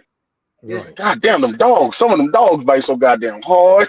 You don't want to deal with them dogs. And they drooling everywhere. So if we get rid of the dogs, the two-legged dogs are more dangerous than the four-legged dogs. Yeah. Mm-hmm. Yeah. They'll hurt you worse. Yeah. And they'll hurt you with words. Exactly. Well, that's something. Mr. Porter, I think the ideal of having that town hall meeting, not to just take what you're saying, Mr. Turner, but that I was just thinking, I think that would be something that needs to take place. It really does. Right. It really does. And so if anybody knows some of these city council members that we're talking about, definitely hit them. Definitely hit them up and talk about having the town. If you don't have it directly after his meeting, have it within that week. Yeah. Right. Yeah. Okay. Absolutely. Because there needs to be a response. Just like after every presidential state of the union, you got the opposing side that have a response. Mm-hmm. Our council members need to have a response. Mm-hmm. And let me say this too. Also, I was just thinking about now he's talking about them Reunite projects that he's talking about. Okay. Now you about to take away the ability for our people. You already making up your mind to take away the ability for our vote, but you're gonna need some support on the Reunite projects. Don't tell me you ain't, because you're gonna need it. You're gonna need some support. That's right. Absolutely. Absolutely. Because it's about him. Well, but if I got most of the city council in my hand, I got the support I need. That's true. I don't have to answer. I don't have to answer no Malcolm or Jews for what. That's right. What I look like answer? What I look like answer to black people? Oh yeah. Well, I'm Jock Roy. You don't want that, right? Think of what that. Yeah. Think of what harm that does to your image, to your, to your bravado, where you have to answer to 4 black council members, or you have to seek their approval or lobby their support for something you want to do. But you made an excellent point. I don't even know what these Reignite projects consist of. Mm-hmm. I don't know if the city council already gave him a blank check. But boy, if they haven't, he vetoes this, you vote against the Reignite projects. That's what I'm talking about, Mr. And fight. We fight fire with fire. Exactly. You fight this out in the court of public opinion. Yeah. Fight it out. Because I can tell you right now, if these Reignite projects follow the same path that Sparks followed, It's and similar. that Restore followed, and that Nehemiah followed. Mm-hmm. None of that benefits our community. None of that. So if you want to do this, if Reignite is something like a warmed over spark project, or Restore, which really stuck it to our people, or Nehemiah, which didn't do anything for us except put a little bit of money in a few black people's pockets. Mm-hmm. And then Reignite is probably going to be of that very same mold, cast from the same molds as Nehemiah, Restore, and Spark. Mm-hmm. So Okay. you know what? Vote that down. Vote that down. So here's the deal. Let me tell you about what it is. Okay. So the city of Alexandria's a major development is the Reignite Initiative, focused on revitalization of the Masonic Drive corridor and new retail recreation, Bringhurst Park, revamped sports court, workforce housing, in partnership with LSUA for healthcare. That's what it said. Okay. And Now it's aiming for an $80 million investment to boost quality of life and economic opportunity without new taxes. Other ongoing efforts include infrastructure projects, school upgrades, District 62, and a broader master plan for downtown rejuvenation. So Bringhurst Park and Recreation, $9.5 million for multi-purpose facility and restoration. Masonic Court Sports, $1 million for handball, pickleball, and tennis courts. Workforce housing, develop of townhomes. Retail and development, attracting new shopping and commercial opportunities. LSUA partnership, joint funding for an allied health services center. And they're planning on spending an estimated $82 million in total investment. You got to remember, Spark was $96 million. Funded by municipal bonds, capital outlay, and state and federal matching funds. Now, District 62 school improvements, recent groundbreakings for track resurfacing, Peabody playground upgrades, and security enhancements. Comprehensive master plan, focus on downtown renewal with pedestrian-friendly spaces, cafes, and civic features. City Project Portal, a public online tool to track the infrastructure, parks, and other city-led projects. That's a lot.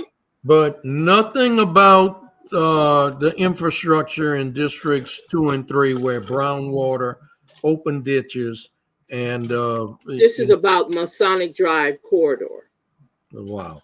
Well, Mr. McCall, let me tell you know what? Pickleball. How many of us play pickleball? That's what I said. I said the same thing. I don't even know what pickleball is.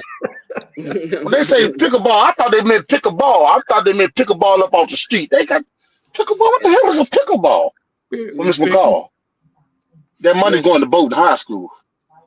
They say Peabody, not Bowdoin, sir. Ms. McCall, that money is going to Bowdoin High School. They just said recent groundbreakings for track and resurfacing at Peabody, playground upgrades, and security enhancements. But listen, that's school board. That's not the city. Exactly. School board. I got you. And check this out, Mr. McCall. Bowdoin Street is more close to Masonic than Peabody is. So what the hell Peabody got to do with it anyway? Because you know why? They use Peabody to play on the black people. Right. Because guess what? It probably said could be used for, but not limited to. Yeah. Oh yeah. Oh yeah. But look, remember when they were doing the artificial turf at Johnny Downs? Remember they threw out that they were going to do artificial turf at the baseball stadium right across from Peabody? Peabody? Exactly, Mr. Porter.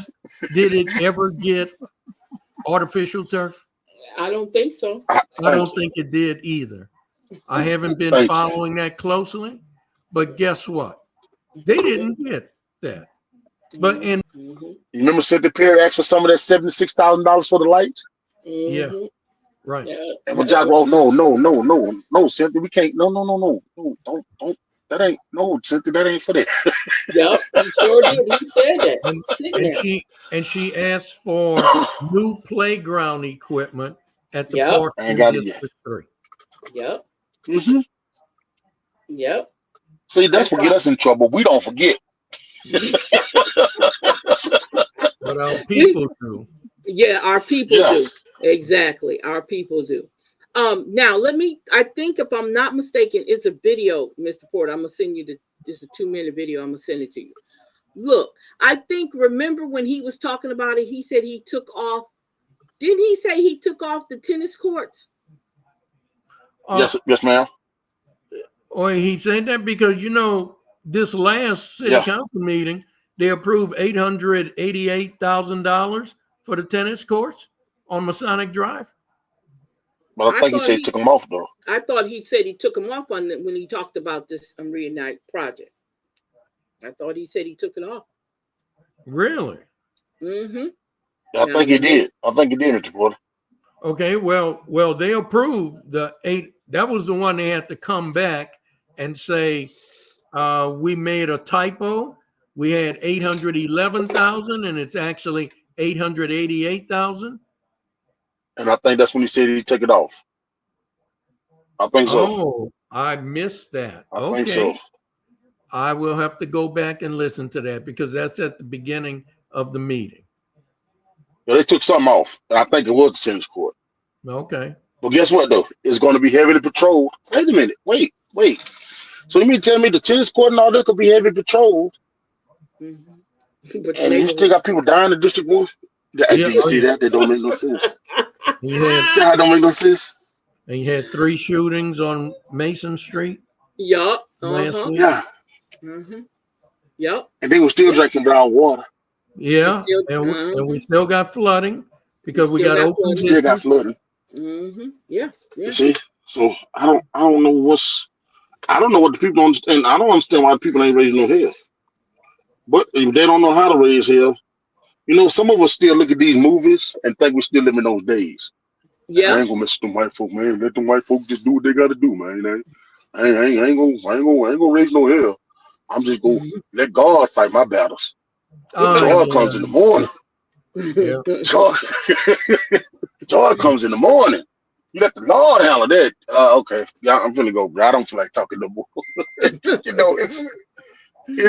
It's and they don't even understand, man. Mm-mm. You are human beings. You're not 3/5 of a man anymore. You're not 3/5 of a human. They still thinking they still act like we 3/5 of a human. Yeah. Yeah. To them people. But if somebody step on them damn Michael Jordan tennis shoes, mm-hmm. or somebody pull the damn weave out somebody's head, Mm-hmm. they will kill and die behind that stuff right there. Right. Yeah. That's right. It don't make any sense. They will kill and die behind some material stuff that's being made for $6 a piece overseas. Right. Mm-hmm. Man, these my Michael Jordan tennis shoes, man. You step in my shoe, man. You better say, "Excuse me, we're gonna fight." What? You drinking brown water? You ain't fighting about that? Oh man, we fighting about the wrong thing, player. I'm sorry for stepping on your shoe. Man, you disrespecting me. We finna fight. They disrespect you when they give you that $1,200 light bill. Yeah. And when you don't pay it, they go up there and cut your lights off in 105-degree weather. Mm-hmm. And you don't call that disrespect? Yeah. Oh, player, you got it all wrong, player. You see, so, I mean, Lord, I don't know. I just don't know. I don't know. It's like you can't win for losing. You know what I'm saying? You're trying to help them get better, but still they taking and throwing the medicine away. You know what I'm saying? My dad used to tell me, boy, every time I holler, I lose my voice. I didn't understand what he's talking about this. Mm-hmm. But I understand now. Every time I holler, someone, I lose my voice. God damn. And that's what it seemed like. Yeah. The more you fight. I just think that some of them are listening, but they don't want to admit that they're listening. Can I say that? Yeah. They're paying attention, but they don't want to say, "Hey, yeah, we heard what y'all said." You know, Yeah. Just like I the get Playboy that. book and daddy. Yeah, Yeah, just like the Playboy book and daddy and yeah, in the bathroom with daddy behind. yeah, Yeah, that's exactly. what that's what it is. Just like the Exactly. Playboy book. I Exactly. want to look at it, but I don't want nobody else to know I'm looking at it. So I gotta hide. You gotta hide. Exactly. You're Yeah, I right. gotta hide it. You can't Because let Miss everybody know McCall, I'm looking at it. I know at least 3 women, Miss McCall, Mm-hmm. that call me. And when their sons made the age to vote, they registered them right then. And they called me, hey Nat, I'm taking my sons up to the register to vote. Mm-hmm. If their sons are in college when it come down to voting, Miss McCall, Mm-hmm. they go get them boys. Because they don't trust the mail-in ballots. Mm-hmm. But they're gonna They try go to. get them. I'm Man, sorry. I was just gonna say you're right because they're gonna try to take mail-in ballots away from us. Watch. That's gonna be something else. that lady already said, Nat, I I don't trust the mail-in ballots. My son, he just goes. The school ain't number about 150 miles, 100 miles away from there. I'll go get them. They'll get them, especially early voting, so you can get them on the weekend. Yeah. Yeah. And they'll bring them kids home and they'll vote. So some people listening. Yeah. All right. Some people listening. But boy, they can't let nobody know they listen. I can't let nobody know. Yeah, I can't do that. I Well, can't. look, if the mail-in ballots weren't actually being tabulated, Donald Trump would not be trying to get rid of the mail. Oh yeah. Oh yeah. Yeah. Because Yeah. once black folks recognize that I don't have to actually go to the polls, if I meet any one of these 11, 12 criteria, I can get a ballot mailed to my house. I fill it out, get somebody to witness my signature, send it back in.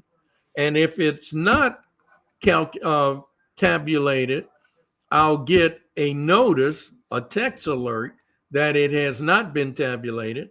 I could either go up there and correct it or make my way to the polls during early voting or during the actual election day, Not. so you'll have 3 overall chances. Mm-hmm. But Now, Mr. Porter, didn't they switch up on the criteria? well, what happened was Jeff Landry, the governor, he put stringent restrictions on who could assist with mail-in ballots. Yeah. So, like, I can't bring in more than 3 ballots to the voters' registration office. I can't assist people with ballots, and I can't assist people with voter registration. They put a lot of restrictions on that, but we still have You know what they did? ballots. Yeah. You know what they did? Just like the slave days. You can't teach a nigga how to read now. What you trying to do? Come here, Mr. Porter. Come here, girl. Come here, girl. What you doing? Come here, girl. What you doing? Your daughter told you not to do that. I already gave you 20 lashes last time. Yeah. You didn't learn the lesson. So, I thought you don't teach them how to read, write, and calculate. Don't do that. Don't do that. You don't have a right to that. What you trying to do? Trying to have an uprising? I know you're not trying to have an uprising now, are you? Yeah, I mean, it's so slave mentality, like for the intelligence. Like this here, Mr. Porter. I don't know if you see where they gave Matt Johnson the award. Did y'all see that? When you posted that. Oh my God. Yeah. Mr. McCall, they gave him an award for doing what he. You don't think Jack Roy had nothing to do with that? Yeah. Good job, man. We're going to recognize you. And that's what they're doing. Just like they do the slave. They look, you caught them. Good job. Here. Take this half a pig right there. Take this home. I mean, it's like, man, come on. Man. They playing in your face, and they don't want you to think that they playing in your face. Right. But in order for them to make sure that you don't think they playing in your face, they send one of the black bulldogs. Say, "Oh no, you're not doing that. No, he's a good man. He's a good man. She's a good white woman." So it's boy, I tell you, boy. So he gets the reward for being a citizen and working at the planning commission, basically. Yes, ma'am. All right. Timing is everything, Mr. McCall. Yeah. Timing is everything, and that's what it seemed like to me. He got it after the thing got passed. He said he got several different businesses and he employs over 100 people.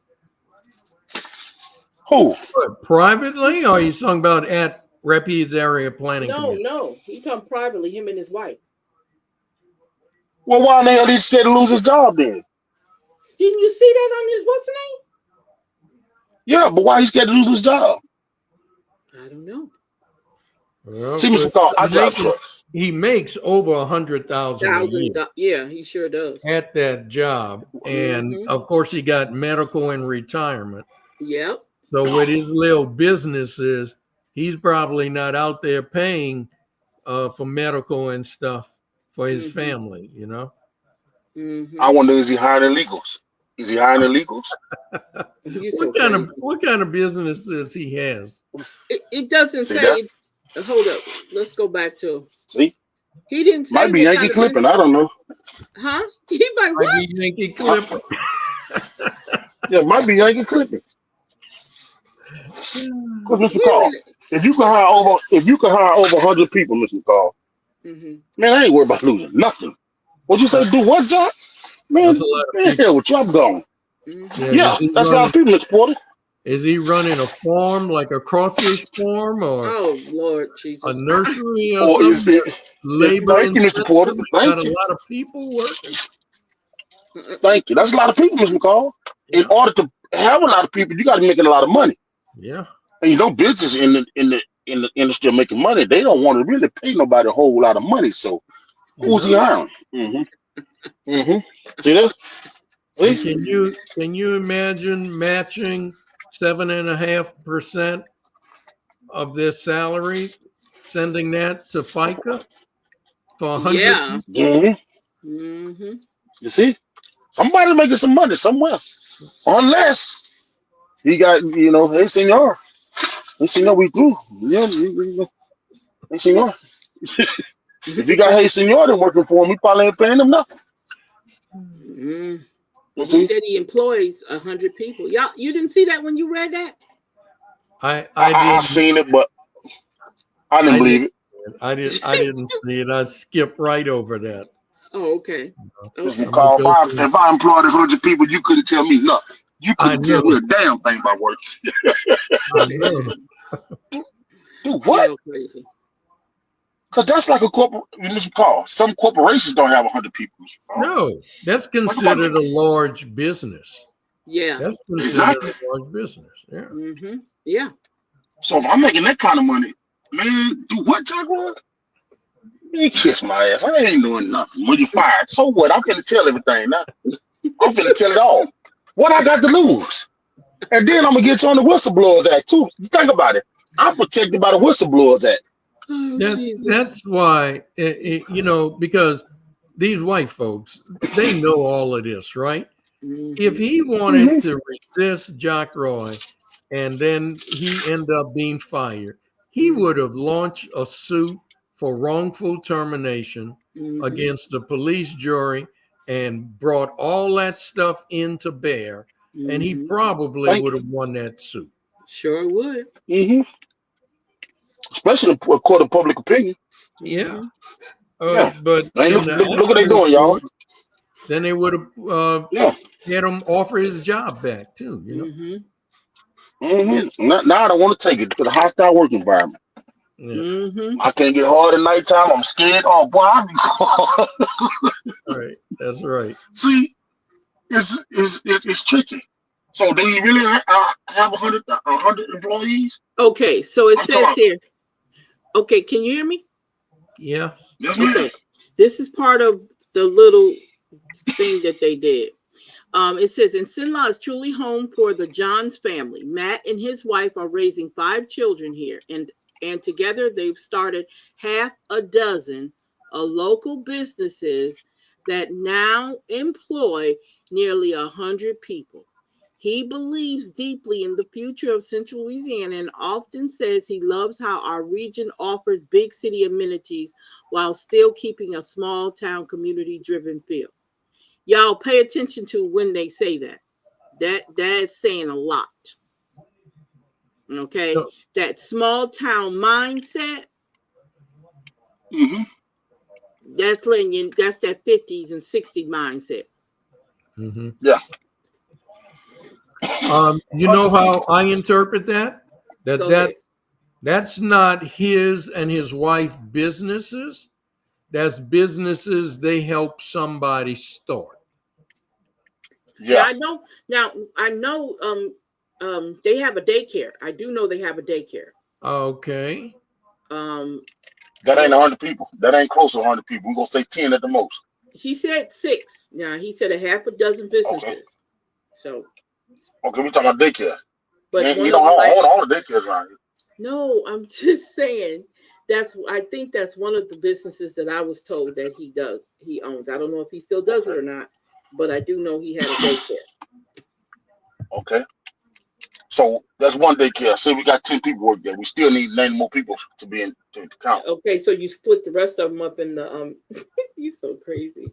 In the rest, the five of the other businesses. We need 90 more people, Mr. McCall. Okay, so you have to split them up between the 5 other businesses. They probably hiding because ice in Alexandria.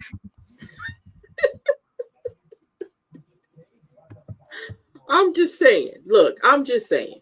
Okay, I'm just saying. Okay. I'm just reading what he said.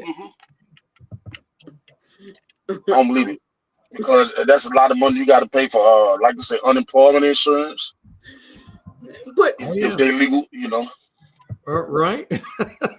Yeah. If they're legal, yeah. Yeah. Yeah, you got a lot you got to pay for. Mm-hmm. Mm-hmm. And if you could afford, I don't know no man that owned that got 100 employees and still working, Mr. McCall. I know a man had 100 employees and he'll check in on his job every once in a while. Mm-hmm. But he didn't work too hard. He didn't work for nobody else. He worked when he came in. He's working on his own trucks. But Greta have you working your job and somebody else's job. Look, So agree to make you do it. Did they mention what his wife's name is? I'm on the Secretary of State website, and I don't see nothing with Matt John though. I don't know what his wife's name is. Now they got a Matt Johns, Alexandria. It's the Louisiana Planning Council, but that's the only one. Yeah. So it must be under his wife's name. Probably is, but I don't know what her name is. Now there's one in Richmond, Louisiana, called Cajun Relief Foundation. Okay. Where is Richmond? Up there by Monroe. Okay. But you know somebody who knows, right? We both know somebody who knows, right? Who's that? Yeah, we know. We know. Yeah. We know. Yeah. We on show. We know. Yeah. Oh, okay. And that one's inactive. That one's inactive. So yeah. So Matt That was in the war to keep it. 3 Johnson Street, Alexandria, Louisiana. But it's been inactive since 2021. So they have to be under his wife's name. Well. If I had 100 employees, boy, in the way, boy, truck. Do what? Do a truck? Oh no, I'm crazy. I'm not. No, I don't understand that, Mr. Carl. But okay, so on average, the poverty line is what, 21,000 annually, or is it? What's the poverty? It was recently increased because of inflation. Gotcha. So for a family of 4, I think it's now like 30,000. Okay, yeah, okay. I had that number in my But head. I'm just going off something I read briefly. You might have to double check me on that. But actually, you'd be surprised, Mr. Porter. That's the number I had in my head Okay. before I said 13. That was the number. That's weird. And you know, Mr. McCall, ain't too many companies around here paying $30,000 in eligibility. No. I get you. That's the cold part about it. Right. Okay, yeah. So that's why. Go ahead. That's why I won't come home. Man, no. Shit. What? It had a company told me that I'm gonna make $45,000 a year. Mm-hmm. You know what that man told me? That's good money for around here. I said, what? Yeah, he's right. Okay, what? For one person it's 15,000. For family of four is 32,150. Okay. All right. Now, okay. So on average, they could be making 15,000, right? Without family. Annually. 15,000 times 100 is what, Mr. McCall? That's over $1 million. So if you paying that much money, how much money are you making? That's true. Thank you. What's the return on the investment? Yeah. So why in the hell I gotta listen to Jock Toy? I'm whistleblowing. Everything going up in smoke. Everything going up in smoke. And I got lawyers to fight the case. I'm telling everything. Hell. Yeah. So that right there. And that see, Mr. McCall, once you have poor education and unlivable wage, you create an environment to where people are just walking dead. They can't enjoy life because they're working too hard to try to live. That's a horrible way of living. So I'm just called 45,000. You just think about this here, 45,000. That's good money around here. We ain't saying nothing about taxes. You see what I'm saying? So that ain't 45,000 right there. Exactly. So what I'm looking at might be about 37. Or you ever take what 12, 13%? We'll say 37. Now, if I want to live in a decent neighborhood, I got to pay at least what $1,100. Look, that's gone. And you see what I'm saying? And we ain't talking about car insurance. Nope. We're not talking about light bill. Nope. See, so it's like, no. Man, when you getting off the road, when everything paid off, and guess what? I still ain't coming. And I'm still not coming in here. No, because I ain't gonna be able to live like I want to live. Yeah. You know, and it's not being greedy, Mr. McCall. It's just being a man. I want to go on vacation and don't have to worry about nothing when I go on vacation. Yeah. Yeah. You see, I don't want to go back and hope the lights on when I get back home. No, man, I can't do that. No, I ain't doing that. And you know, he's up in a nigga. Well, call it what you want to call it. But I just, and that's what we got to explain to our kids. You don't have to settle for nothing. I had a friend that taught me a valuable lesson. She was a nurse. And they told her about they was haggling about how much they wanted to pay her an hour. And by her being a nurse, she already had a job. She told that man, the law is you can't pay me no less than $7.25 an hour.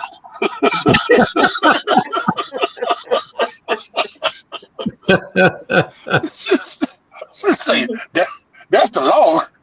Now you can pay me anything you want to, but the law is you can't pay me no less than that.